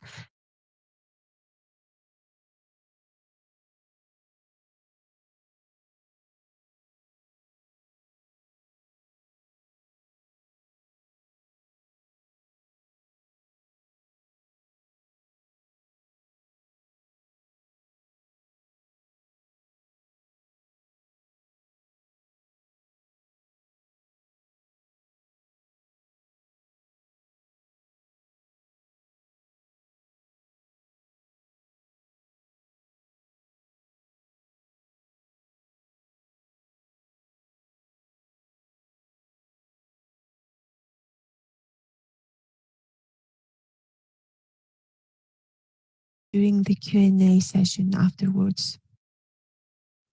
I will start with a short introduction to who we are and what we do at RALSpace and how our activities can facilitate and support the development of a sustainable food chain. This link may not be obvious because when you hear RALSpace, food system isn't the first thought that comes into mind. Well, hopefully with my presentation today, I will bridge this gap and I will list several projects of ours that are directly targeting at improving our food sector. So RALSpace is the UK's national space laboratory that aims to advance our understanding of space and our environment as well. The radiometry group, which sits under the Earth Observation and Atmospheric Science Division, provides knowledge, skills, facilities and resources for the development and application of remote sensing measurement techniques.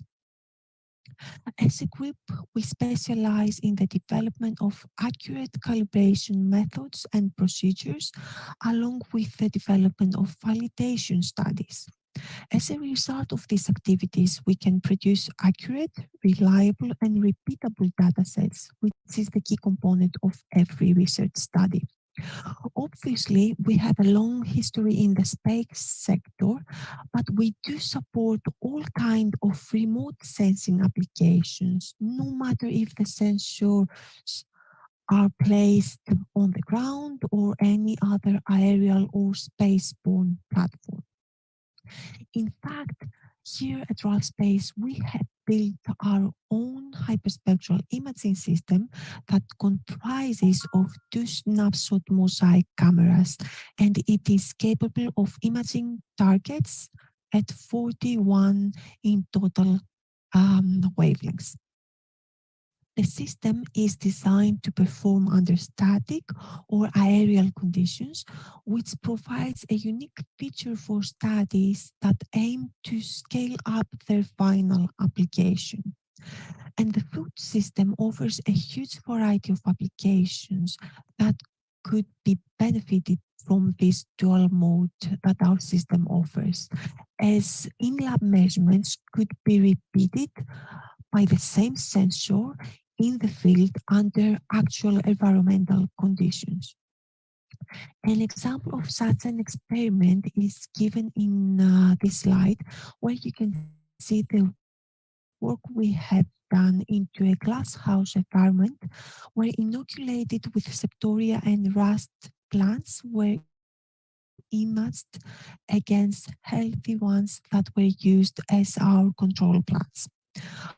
Unfortunately, we couldn't conclude this experiment due to COVID restrictions, but a similar work is going to take place in a few weeks' time, aiming to identify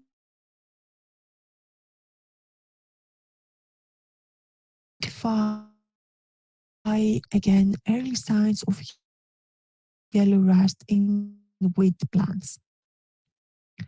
We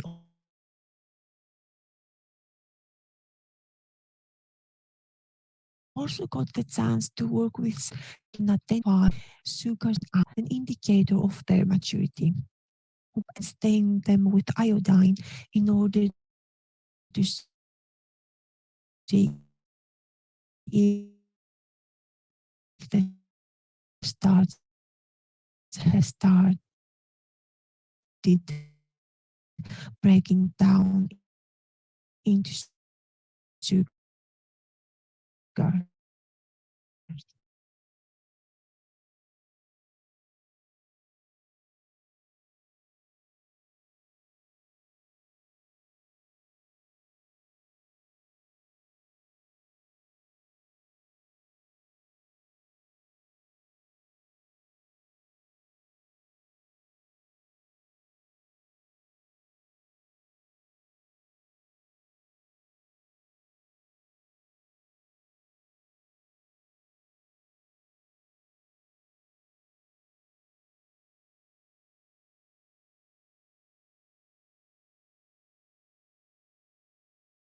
Challenging feasibility study due to the fact that even with detailed spectra taken from the samples, the differences between the ripe and unripe samples was not really obvious, as you can see at the bottom 2 figures. Therefore, we are quite pleased by the way that our analysis has worked for this experiment, and it supports the argument that hyperspectral imaging can actually support the food sector and the food chain. As mentioned already, our system is designed to perform both in lab and in the field. On the top panel, you can see the setup of the cameras along with the battery case, the battery itself, and the computer that hosts the software which is handling the image capture. The whole system weighs less than 1.8 kgs and is mounted on a DJI running gimbal onto a DJI Matrice 600 Pro aerial platform. The system is also paired with a GPS sensor, so every single image has its unique special stamp. To monitor changes in the ambient light, we have a spectrometer measuring on ground, and its readings are used to compensate for changes in the light conditions during the flight. So what we can achieve by flying our hyperspectral system over woodlands, orchards, crops, and so on, is that we can produce orthomosaics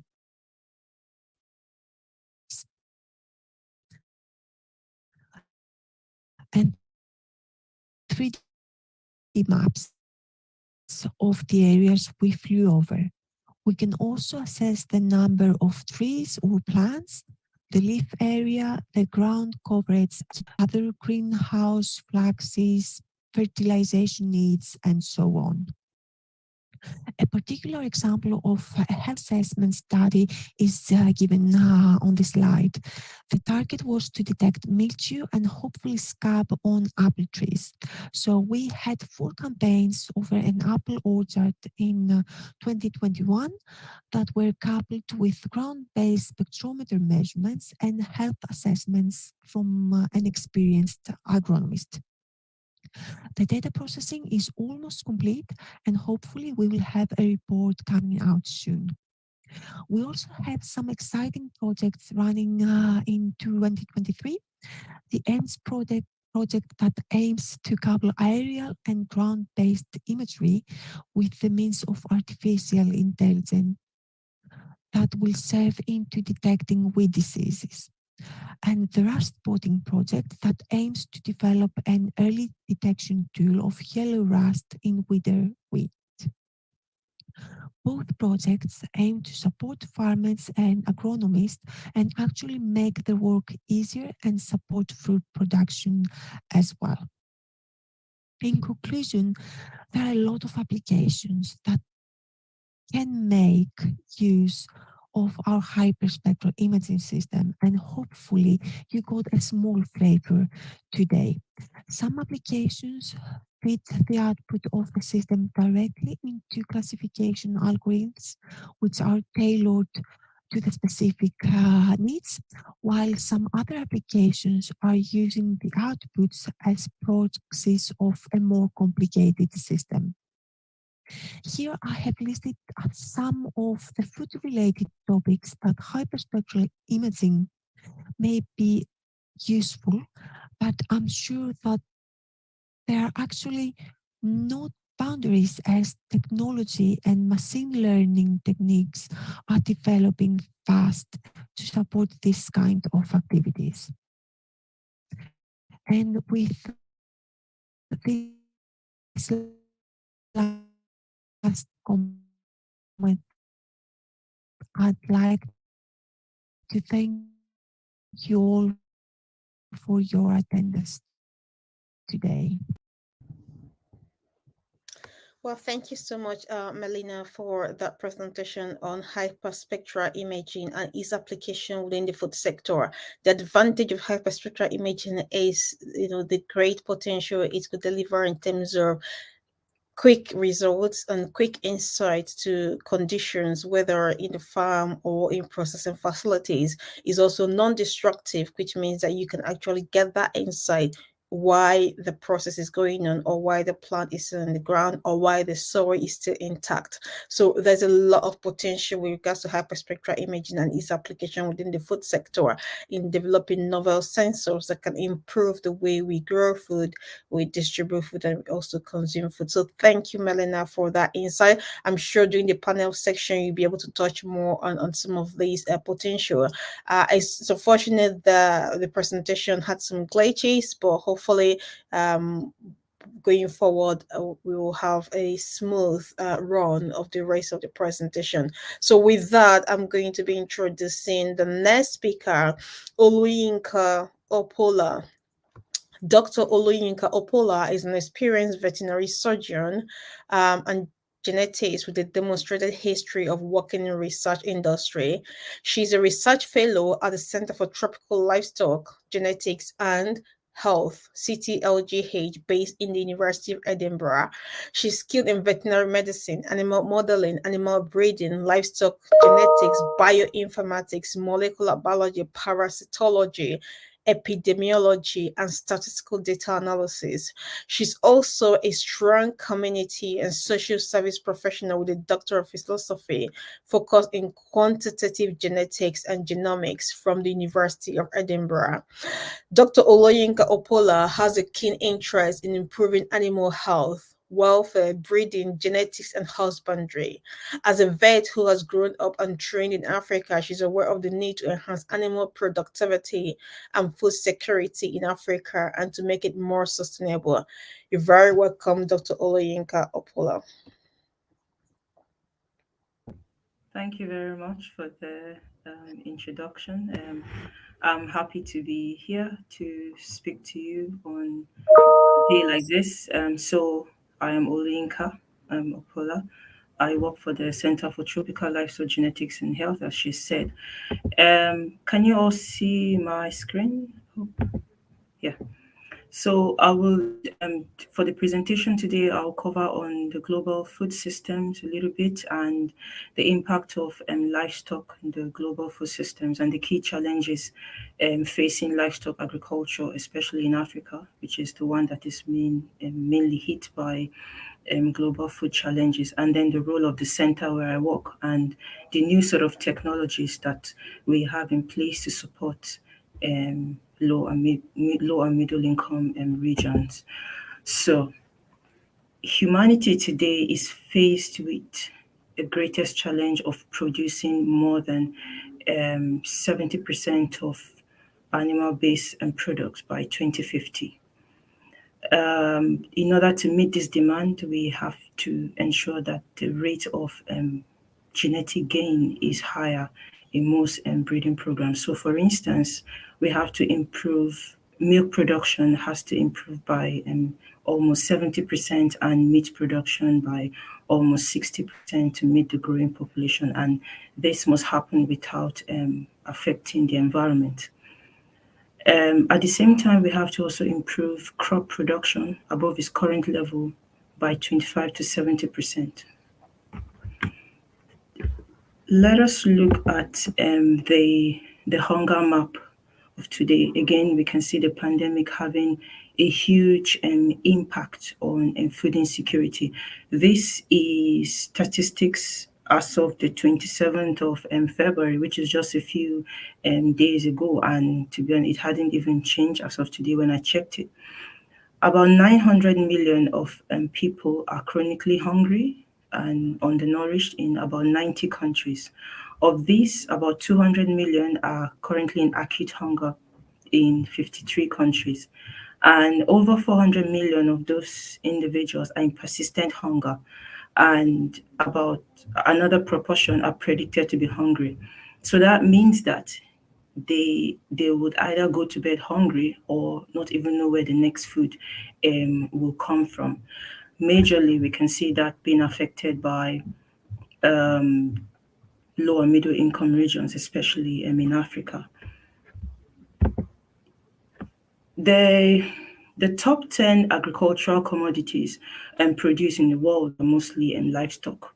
Livestock is the largest land use sector, producing food-based products like meat, milk, eggs, fiber, feathers, and is also used as a source of beast of burden or traction.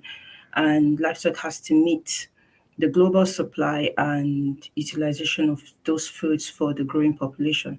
Livestock as well contributes about 40% of the agricultural GDP to almost 2 billion people in the world. If we look at the undernourished population of today, it's mostly in low and middle income regions, where we have about 35% of them, mostly from the African region, and 27 of those from sub-Saharan Africa. These people are living below $1 per day. And even though we have 60% of arable land in Africa and Asia, we still cannot meet the growing needs. So if interventions have to occur, it has to be from supporting the SDG goals 1 and 2. So ensuring no poverty and zero hunger. If we look at the global production of milk and meat today, we see the developed region having higher production compared to Africa and Asia. This relates to just about, of course, they are not producing enough in Africa and Asia, and we're not also able to export those products. Similarly, we see global meat consumption. This accounts for both the meat produced and consumed. In developed world, we see a higher proportion per metric tons that is being consumed and, of course, produced than in Africa, and putting India at scale as a nation one. Similarly, we see poultry production as of 2020 FAO statistics stating that we see there's a low productivity. This also accounts for live poultry production and also meat by carcass weight. In general, there's low production of either milk or meat products. There's low consumption, and of course, there's low export. You cannot sell what you don't have, and poor trade opportunities. Why is this really so in these regions?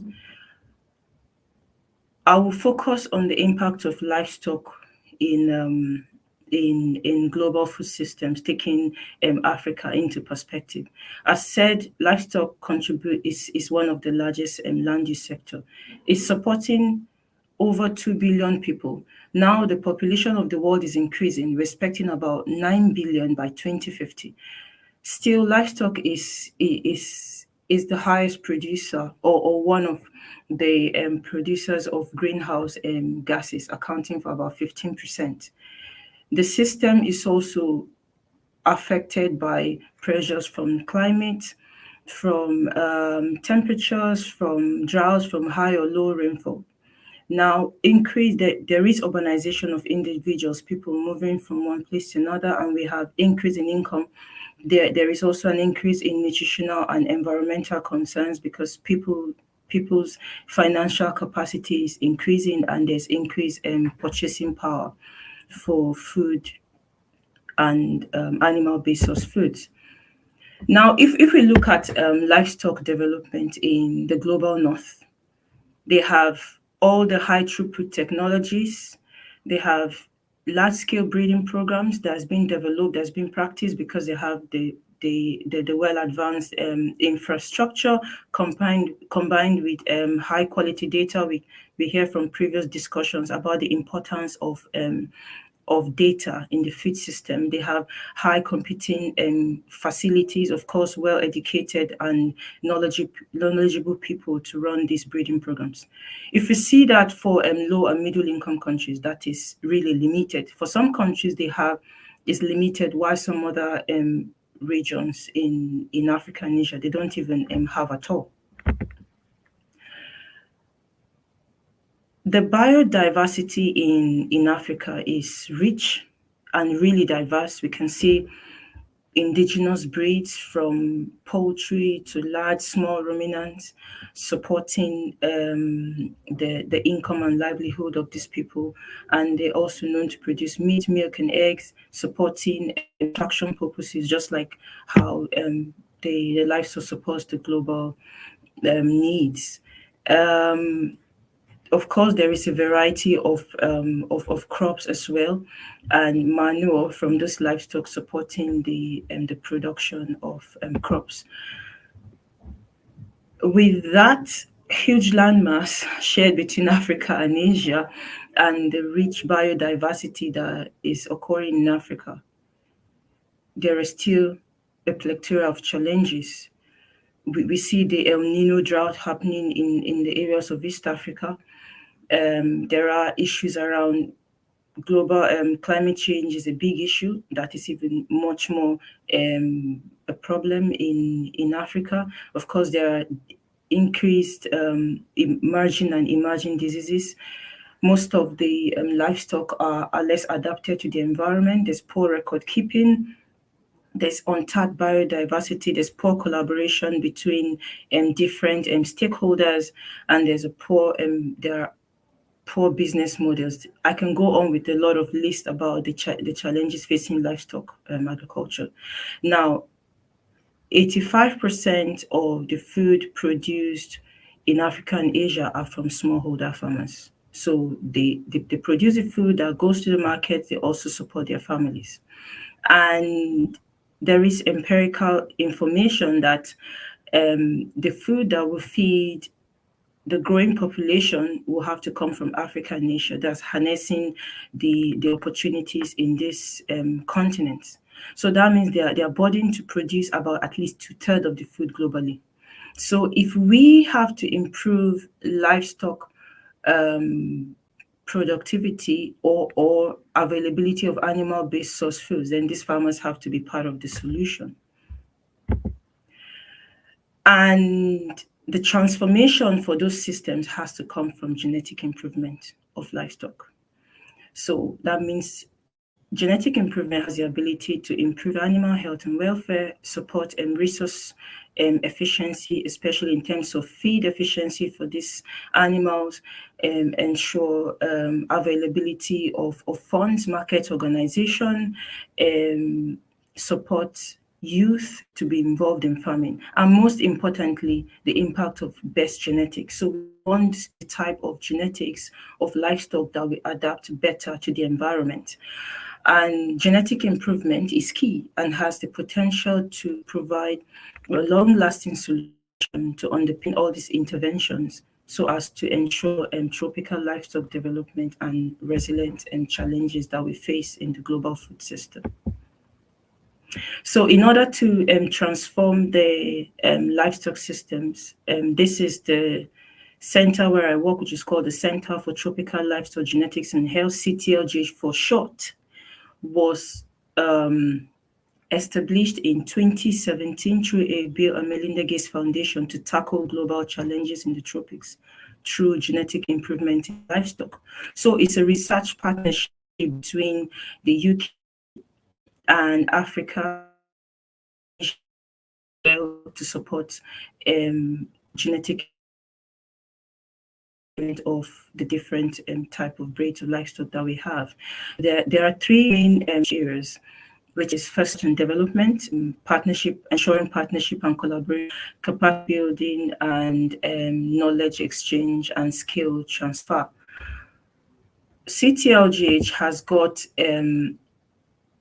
outstations in UK, in Edinburgh, where I sit at the moment, and then in Nairobi, in Kenya, and Addis Ababa in Ethiopia.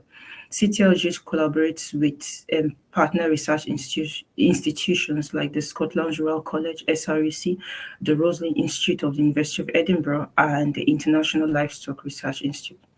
So CTLGH is ensuring that it works with different governmental and non-governmental organizations. We have charities like the Jersey Overseas Aids, the Royal Jersey Agricultural Society. We work with universities. We work with different stakeholders in the livestock sector. We also work with research scientists and animal experts, and of course, we will also work with livestock farmers in Africa.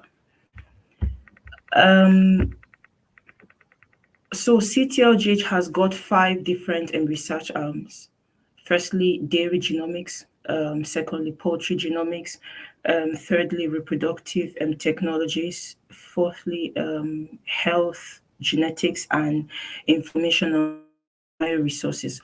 The dairy genomics arm, where I work for projects in Rwanda, Ethiopia, Malawi, Zambia, Nigeria, and some other countries in Africa and Asia in the pipeline.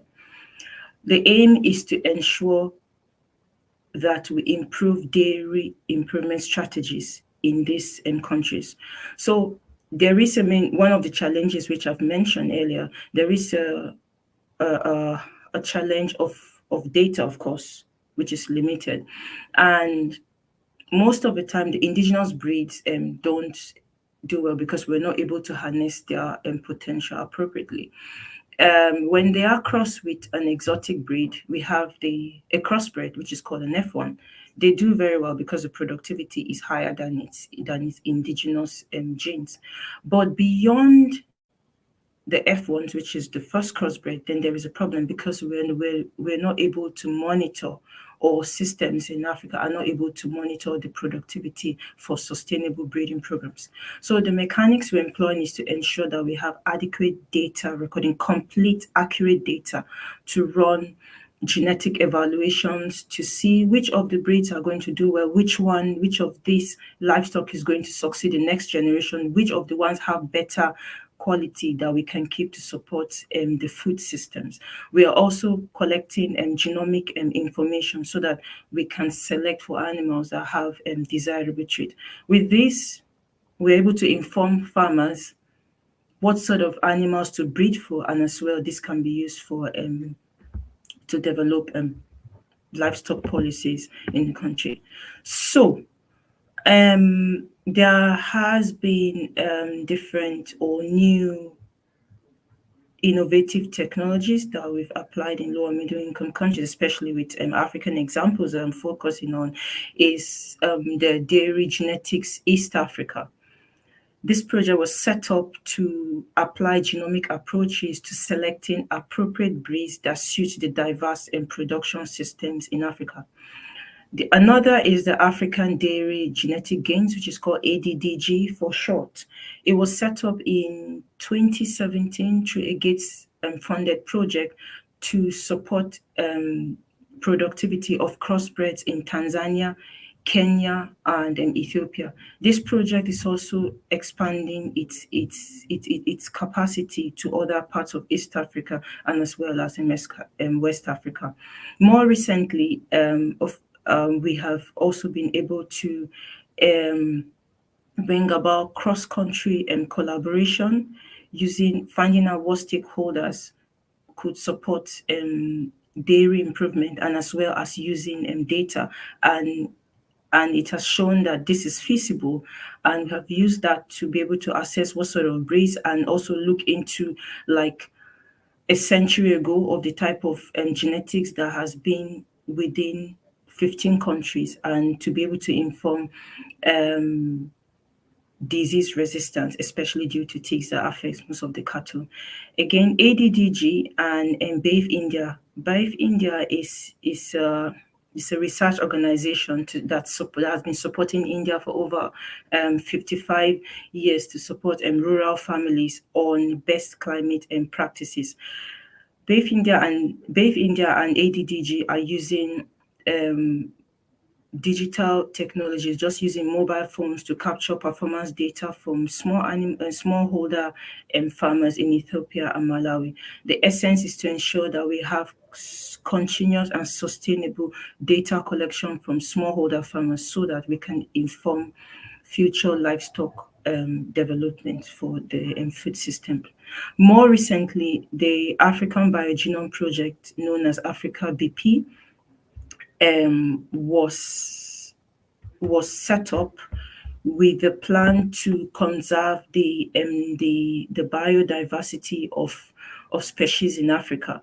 The first of the species that's been sequenced is the red mangrove tree, which we all know, which is indigenous to Africa, and all other some other species of plants and livestock are in the pipeline to be sequenced. The essence is to conserve the genetic diversity and to ensure that these species don't go endangered or extinct. More recently, just last month, the Envirical project was established, which is a 1.5 million funded project between the International Livestock Institute and the CGIAR consortium.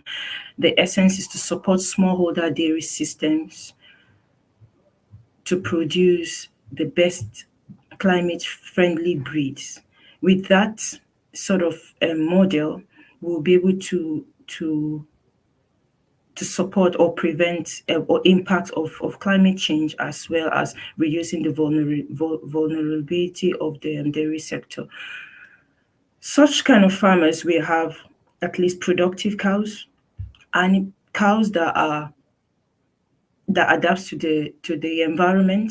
This, of course, that means we're also preventing food insecurity, providing availability of food, and as well as supporting smallholder systems who are the main producers of the food for the future. In order to support the livestock systems, as we mentioned, stakeholder cooperation is key. To support that, we need support from the government, from university research institutes, from producers, from non-governmental organizations, from support from the global south, and as well as the global north, and breeding societies. In 2021, the African Animal Breeders Network was set up in order to bring together different stakeholders that are key players in the livestock sector. And the essence is to ensure that we have efficient livestock within the food system, so as to ensure efficient resource and natural resource use, and avoiding food waste, as one of the speakers told us an hour ago. So at this juncture, I would like to thank you all for listening, and most importantly to our funders who fund our projects in Africa. So if you've got any questions, please just put it in the chat, and I'm happy to answer them. Thank you. Fantastic presentation, Dr. Uyinka Opola. I really enjoyed that. Looking forward to learn more about the Envirical and some of the projects you've talked about. I think one of the questions that one of the participants raised during the first session was around how we can evolve a sustainable livestock while also moving to plant-based diets. So that really falls in nicely in this presentation. Maybe you can touch more on that during the panel session. But now, yeah, thank you very much for your presentation. Now I'm going to welcome our next speaker, the last but not the least, Susan Tate. Susan Tate is a Chief Design Officer of Smart Horses Farm UK and a co-founder of an architecture and design studio in London.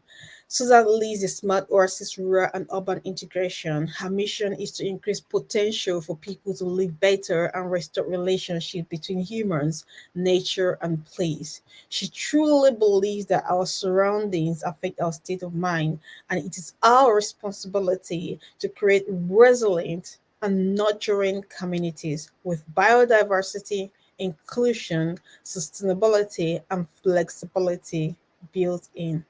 Thank you very much, Susan Tate, for joining us today. Oh, thank you so much, Ife. Thank you for having me.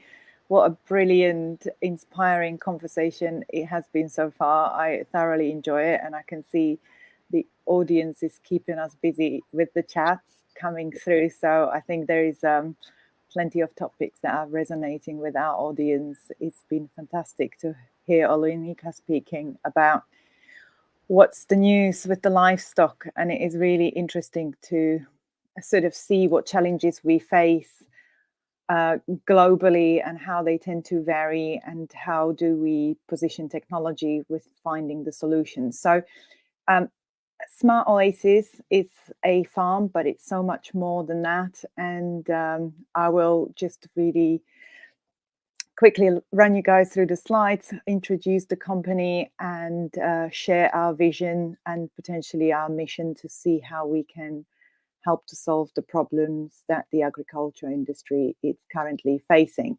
So I don't think I need to talk to our audience at all about the challenges of our changes in the ecosystems. I think they are all very much aware of what is happening, and unfortunately, agriculture and food producers are facing critical decades ahead. We are already experiencing and seeing a change to our ecosystem health, affecting climate. Our weather is changing, our freshwater supplies are declining at unprecedented levels. And I think all of these challenges have got an impact on our food and crop producers and also on our livestock growers. Smart Oasis Farm offers future proofing for food growers, particularly providing technology and infrastructure that addresses these challenges. So hopefully we can bring some positive vision for the food growers of 21st century. We are offering a bespoke service. We are not one fits all solution. It is particularly tailored around regional challenges. We consider regional access to energy, we consider the water supplies, the land, the labor, the climate, and the challenges that come with the changes of climates.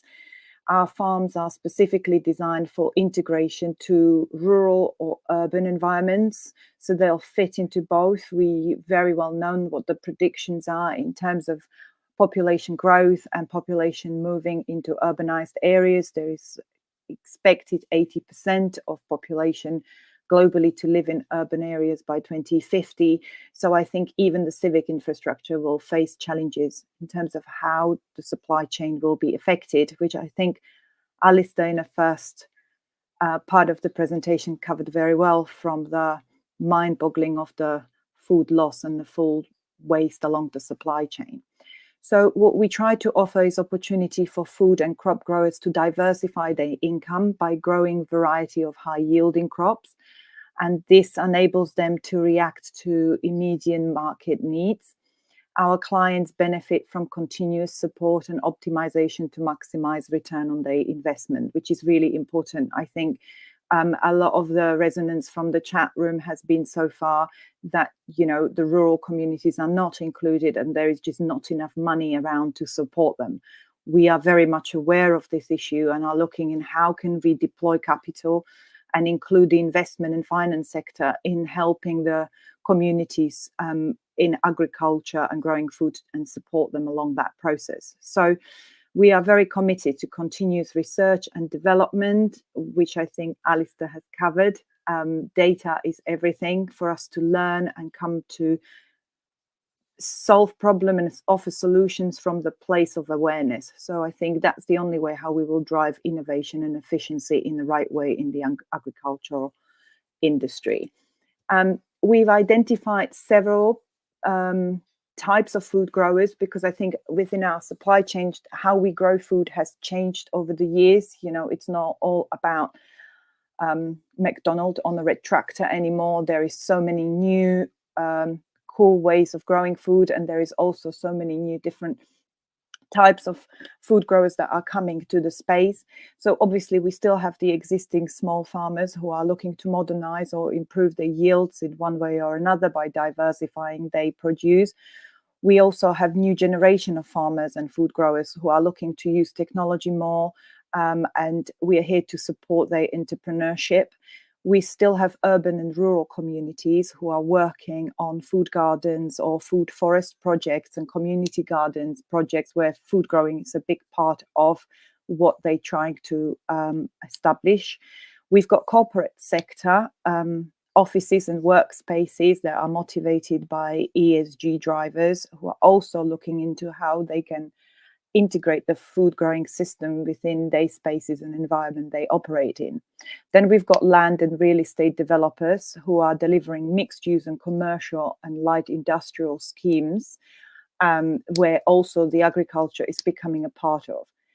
Large growers of food and industrial crops looking to meet net zero and zero waste targets and reduce their water consumption. So obviously in the industrial agriculture, there is a huge push in terms of the net zero and zero waste.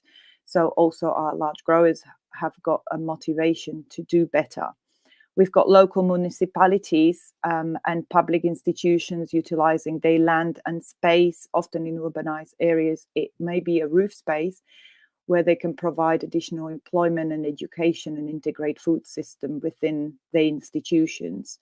We also have a huge emerging plant-based food producers and suppliers who are in the need of locally sourced ingredients. So plant-based food is a market that is growing very fast, and a lot of them are struggling with having a secure supply chain on the ingredients. We also have consumers now becoming more and more educated and aware and looking to buy fresh produce locally and on demand, reducing their carbon footprint. Retailers and wholesalers looking to supply fresh produce all year round locally and on demand.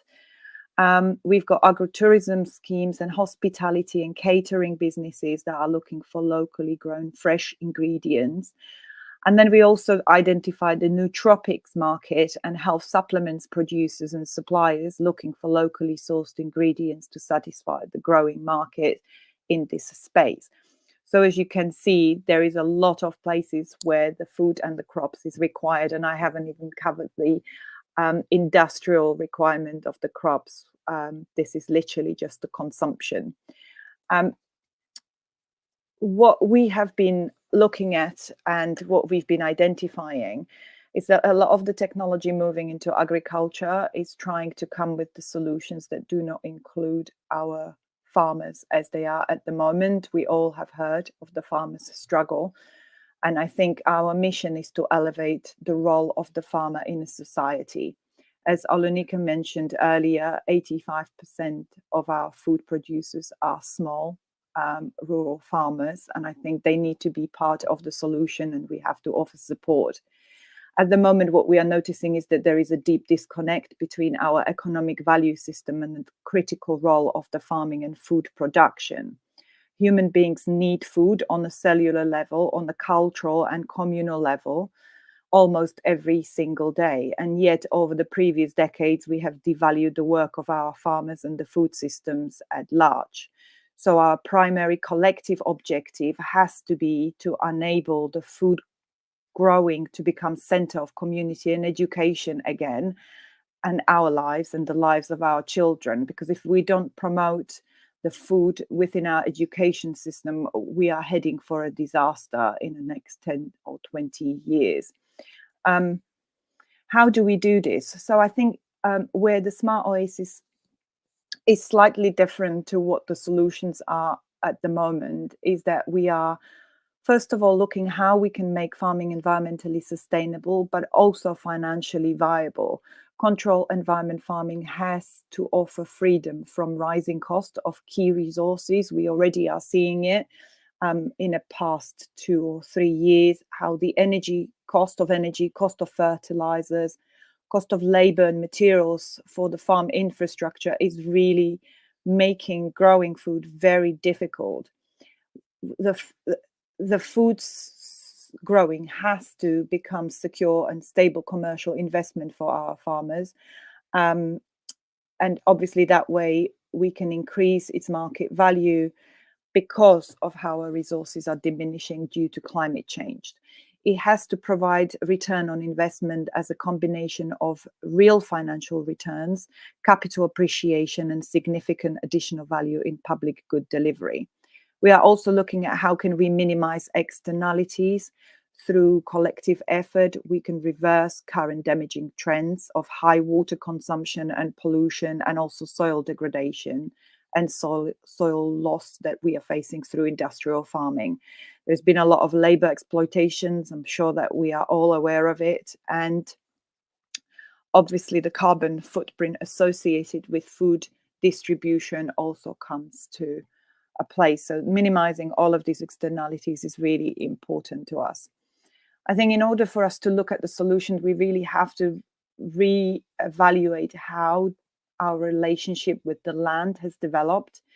I think that farmers still understand that land is a relationship, while a lot of the financial industries and real estate and developers and potentially the new technologies that are coming into agricultural space look at land as ownership. I think this is also a big problem when we look at growing food in urban areas where the cost of land is really high. Therefore, it makes it very difficult financially to be able to deliver crops locally. So although we are able to reduce the carbon footprint and food waste and food loss because we are closer to our consumers, because our relationship with land being an ownership rather than a community relationship, this becomes a challenge. So I think it is the time that our society rethinks the relationship to the land and how we use it. But we also have to look at how do we position technology and how do we position innovation within a solution. Controlled environment agriculture is not the only solution, but it certainly needs to be a part of a broader food story. We aim to bring controlled environment agriculture back to the garden. You know, it can be a part of a broader food system. It can be a part of the food forest, where we can start looking at interaction of human beings with nature. We are creating and building new type of civic infrastructure in urban areas where the agriculture becomes a part of. And it has to serve the community of the 21st century holistically. It can't just serve some. So I think it is very important to identify stakeholders correctly. So science and technology can be used as an ally in the challenges and finding solutions that we are facing in the agricultural space. What it can do, it can enable regeneration of soil and restoration of natural ecosystems. It can reduce the water consumption and water runoff. It can also reduce carbon footprints through efficiencies and use of renewable energies. If we are able to combine our solutions with off-grid energy solutions, then we can support rural communities better, potentially in the areas that the power is not as accessible. We can also reduce dependence on chemical fertilizers, reduce the food loss and the food waste, as I already mentioned, through a shorter route to the consumer. And obviously the nutrition is also important. So the precise nutrient delivery and optimal plant growth, it's something that we are constantly exploring and trying to fine-tune in how we grow food. The solutions that we offer are obviously global in scope because agricultural challenges are global problems, but we have to remember when we are offering solutions to keep them human in scale. Our production, and this I think comes often as a question when it comes to financing the projects and technology in the agricultural space, is how do we scale things up? This comes up as a question often. You know, is your project scalable? Is your technology scalable? There is a very important definition how we scale projects and how we scale technology, because in agriculture particularly, there is no one solution fits all. So we still have to maintain localizing food production and democratizing food supply and distribution, which means that our farmers are not held ransom by the supermarkets or the whole supply chain further down the line. To address the challenges of our target groups, we have to be able to offer a variety of solutions. In urban areas, we are able to utilize existing structures, such as roof spaces of existing building. We can look at growing food on the brownfields, in old factories, repurposing commercial and office buildings, integrating within multifunctional new build development schemes, etc. With rural areas, we are able to utilize barren land that potentially is not suitable for regular cultivation and also support existing farms with diversification of their crops, creating sustainable income all year long and in any climate. What we are also considering, and we are looking at very carefully is the health in times of a food security. One of our founder and our company has been founded is in Ukraine, and we are realizing the disruption to the infrastructure that war or a climate or a disaster like we've seen in Turkey and Syria could bring to our food supply chain. When localities face food insecurity, the immediate response is often focused on delivering foods which have high content of protein, carbohydrates, and fats, but fruit and vegetables that are really rich in minerals and vitamins and antioxidants, they become the luxuries. Now, with controlled environment farming, we have a capacity to enable access to healthy foods in the regions where growing food may not be viable due to the conflict or climate problems or hostile conditions. So it reduces the need for complex distribution networks and dependence on supply chains. We can help to alleviate severe food shortages and prevent malnutrition and provide food where need is urgent. Very important topic for us within the agricultural space is addressing the food security by reducing the gender gap, promoting equitable access and adoption of farming and agricultural technologies amongst women. The role of a woman is a key in agricultural production and in food security. Women are the primary farmers and producers in a large part of the world. However, their work continues to go largely unrecognized. In fact, in developing countries, women comprise approximately 43% of the agricultural workforce. So it's long been clear that including women is a key to sustainable development, and we too are participating in an ongoing efforts to include women, and especially also young girls, in education in the fight against hunger, poverty, and land degradation. I think the question that we all need to ask when it comes to growing food, how we grow it on the industrial scale and how we have been doing it for the past decades, and also moving into looking for solutions, are we being good ancestors? What are our obligations for the future when we are using the resources? Are we utilizing the soil that belongs to us, or are we taking resources away from our future generations? Humans work best when they work for human good. And agriculture is not about growing the crops only, but primarily about cultivation and perfection of human relationship with the nature, each other, and self. So we are putting in a tremendous effort to repair current damage trends that have been caused by the industrial food production. When we hear talks about the food industry 4.0, that is very technology and innovation focused, we re-identify what the food industry 4.0 means for us. And we truly believe that it has to be regenerative and ecosystem centric, where food becomes a medium for healing people and the planet. If you guys have any questions, please put them into chat. I'm very happy to answer them through the Q&A session. And I really thank you for your attention, and to the organizers for organizing such an incredible event. So thank you very much. Thanks, Suzanne. Food should become the medium for healing people on the planet. That's a key message everyone should take away from this presentation. And thank you for all the holistic approach you took into the topic we're having today, engineering a sustainable food system. Really appreciate that. We'll move into the panel session quite quickly. We've got a very short time frame to be able to look at the various questions that's been posted by the audience, and to try our best to respond. Thank you, everyone.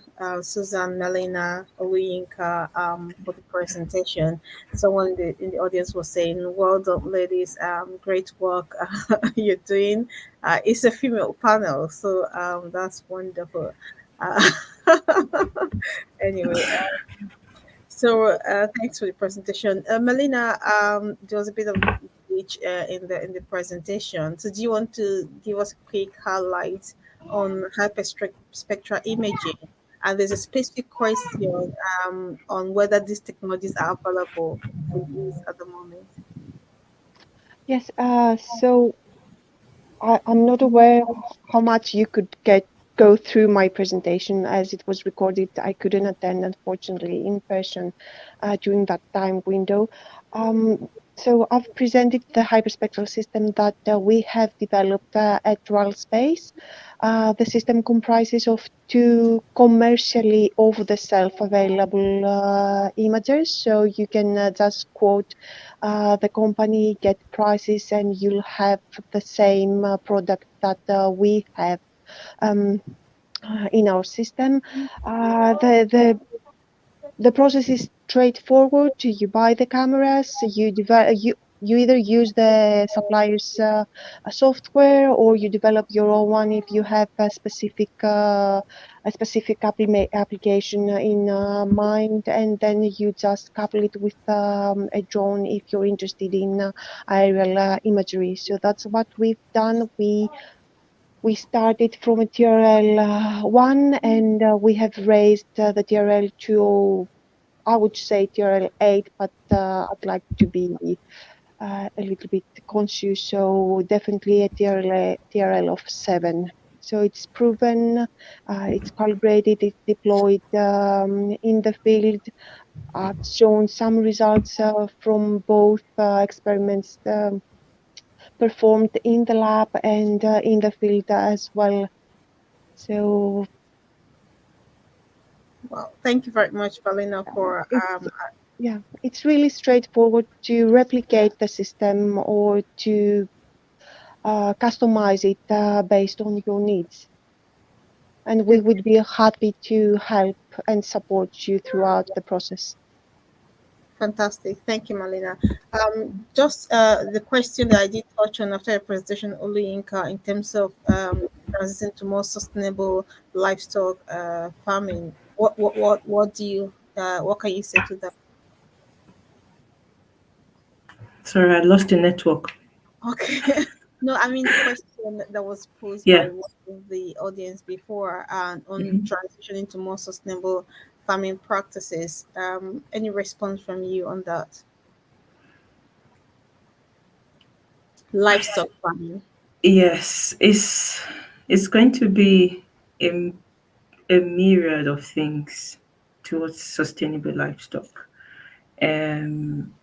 As said, there has to be different players involved to make it sustainable. We've touched on, of course, we're all here working on different things. We need stakeholders to work together.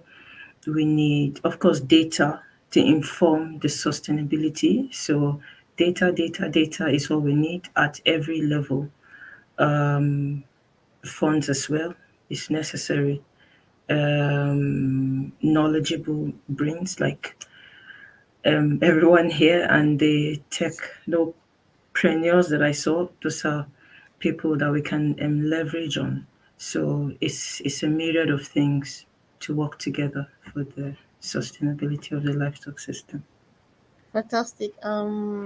I'm sure you touched on some of the examples with how technology genetics, not genetics, because I can see a number of questions here on Yeah, genetics. I see that. Or we'll get to that. But before we get to that, let's talk to Susan. Susan, you've got some questions here on how can we improve food production knowing the population are growing so much from Caesar Christian, and also how your organization is training and supporting people to use the technology, and if you operate in any African country. So many questions, but hopefully we can.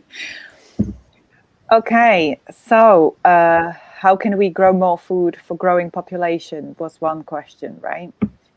Okay, so I think obviously we have to increase production, so we have to be able to do more with less, just like Buckminster Fuller would say.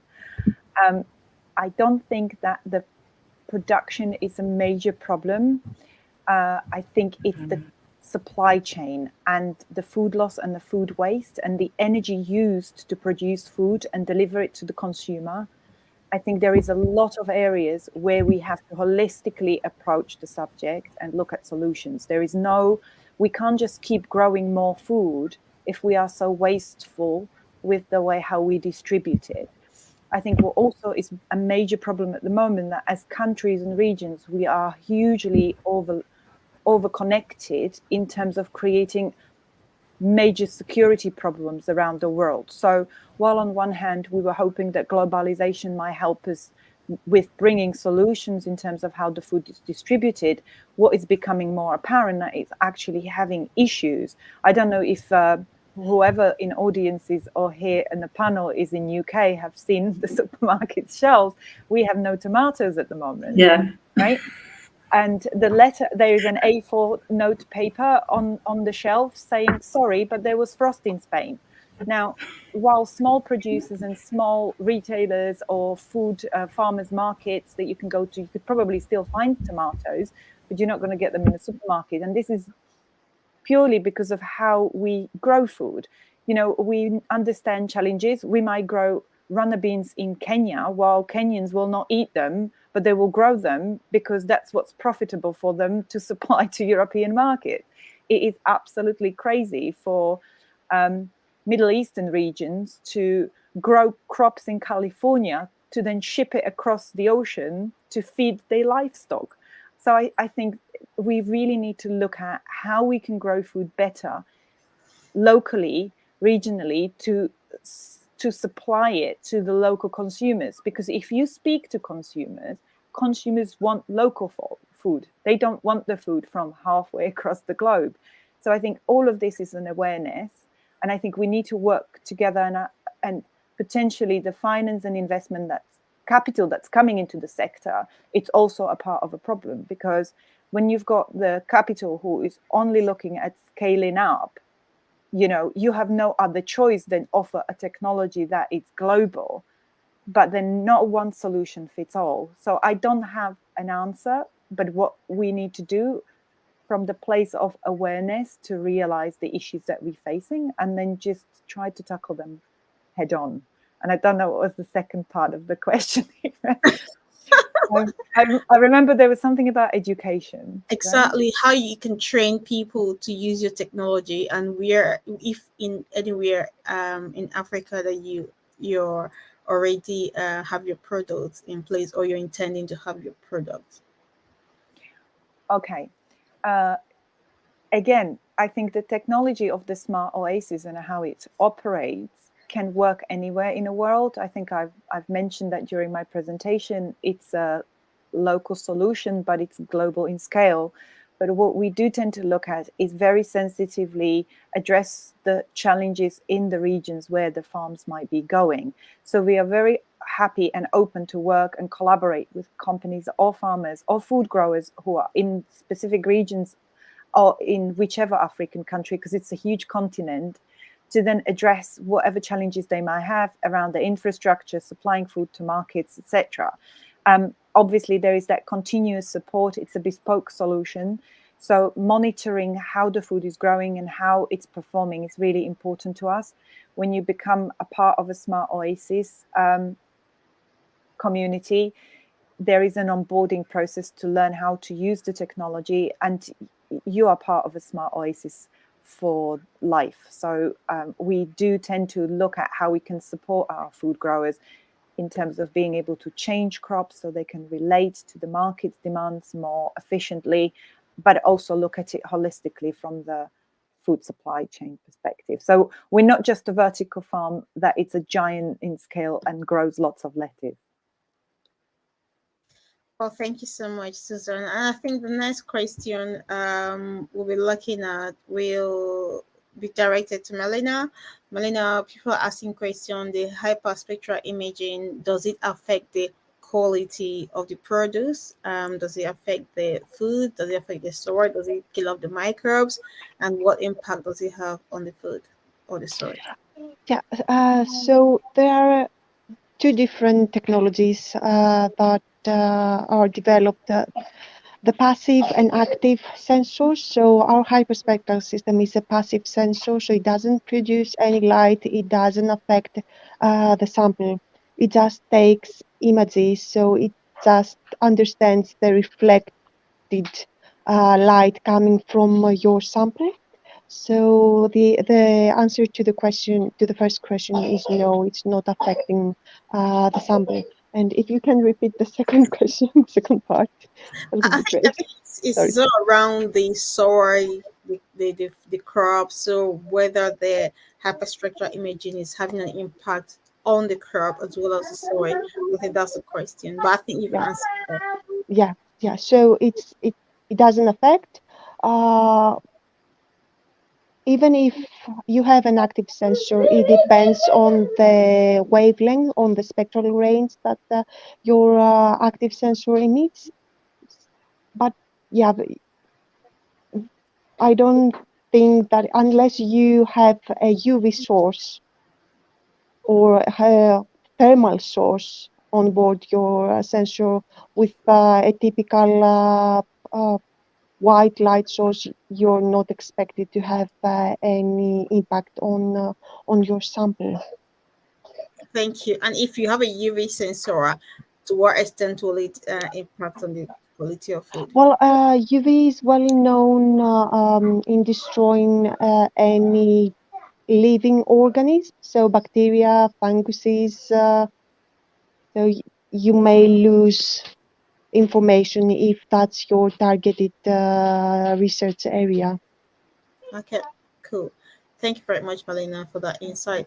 Um, so, Olayinka, do you want to help us with the question on genetically modified um, livestock and what is the impact and what is your organization doing?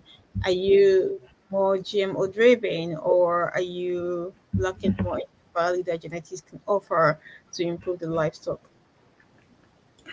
Yeah, so I know that GMO is a hot topic. We're not going to start that now. If not, we're not going to be able to finish the talk today. But our target at CTLGH is not directly on GMO.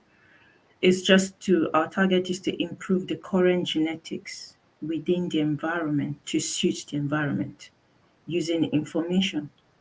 So picking the best of the best. So for instance, every animal has a genetic value.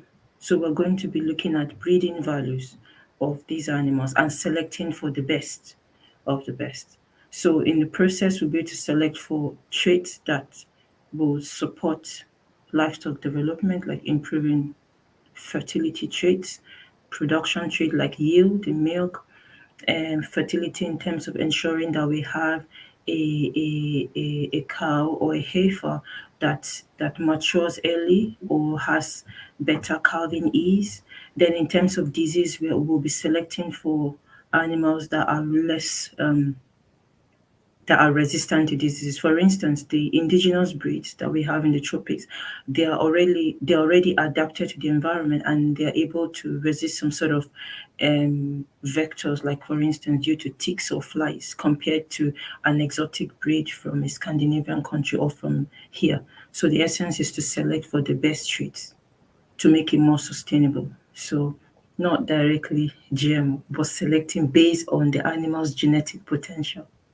So we're not talking about massive gene editing and changing the genome of different livestock, but more on selective Yes. application of more efficient genes. So that's very Yeah. interesting, and I think that's really very connected to regenerative agricultural system.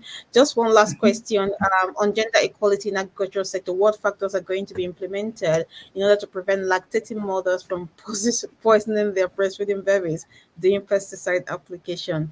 Um, I think one of the things we need to look into is more on integrated pest management rather than pesticide application. Hopefully, Edward, I hope that answers that question. And just a quick one before we round up and close the webinar. Just one last thing you will say to our audience in terms of where you see technology, innovation, and engineering driving changes within the food system going forward. I'll start with you, Melina. Well, I would say that it's amazing how technology has developed throughout the years, not only with regards to sensors and techniques, but also with regards to data analysis, because we have a lot of sensors out there at different altitudes, coming from either ground, aerial, or even spaceborne platforms. But we have a huge data sets stored throughout the years, and nowadays our capability of analyzing those data with regards to ground truthing data sets as well is becoming it's emerging, and AI and machine learning techniques are really a key feature in all developed research studies. So I think that technologies, science, and farmers, people that are involved in the food system, they have the ability of taking advantage to what is out there, and there are a lot of stuff going on, and yeah, engineering it's going to be a key component to actually make things moving forward in a faster pace that they have already uh, been developed. Absolutely. Thank you so much, Malena. Earth observation data, satellite data could play a key role, and also advances in technology, AI, machine learning could really enhance the way and the manner that farmers and food producers, processors could improve and adopt sustainable practices. Thank you very much, Malena. Oleyinka, do you want to go next? Yes. So, as she said, technology has gone really far compared to what we have many years ago. But for livestock, I would say high throughput technology is the way forward, not just looking at the animal as it is or livestock in general, but having back end high throughput methodologies the through the use of genomics. So, and that could help and support improvement of livestock for the food systems. Fantastic. So, We're talking about advanced biological investigations here. yeah. Omics analysis, fantastic. I'm sure it's going to have a massive role to play in selective and genetic adaptation going forward within the livestock sector. I'm just conscious of the time. We're running over the 16 o'clock hour. And Susan, do you want to tell us what you see about the future? Well, I just hope that we can somehow bridge the science and the traditional regenerative ways of farming and bring our young people and make them excited about growing food. The average age of farmer in UK is 64, and I am really worried about our young generations not being equipped or have skills in terms of facing the challenges of food growing in the future. So I think we really need to look at where and how we position technology and support our food growers through understanding it, because often the fear is the first rejection. It's the fear that drives the rejections from the traditional farming. I see that the control environment can easily be incorporated into the larger sort of a food system of a food garden or a food forest, where in the time when nature cannot provide, technology can take over. And I think that it has to be done holistically and together. There will not be one or the other as a solution. And we can't expect the technology to grow our food in the future. That's just not going to work. So I think we just have to really look at education and motivating our young people, and then supporting our existing food growers and share the success stories, not just the farmers' struggle. Fantastic. Very well spoken.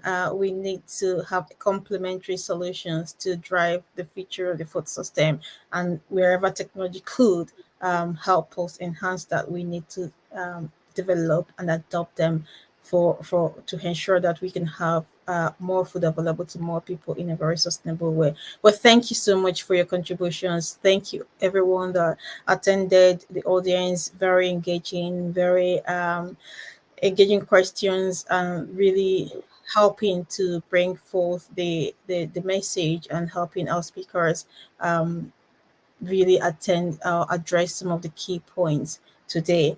It's really been an interesting webinar, Engineering a Sustainable Food System 2023. We want to stay in touch with you. Our speakers are keen to engage and support what you do within the food system as we transition to more sustainable food system where more people have access to good food in a way that do not impact on the environment. Thank you. It's a pleasure to be part of this today.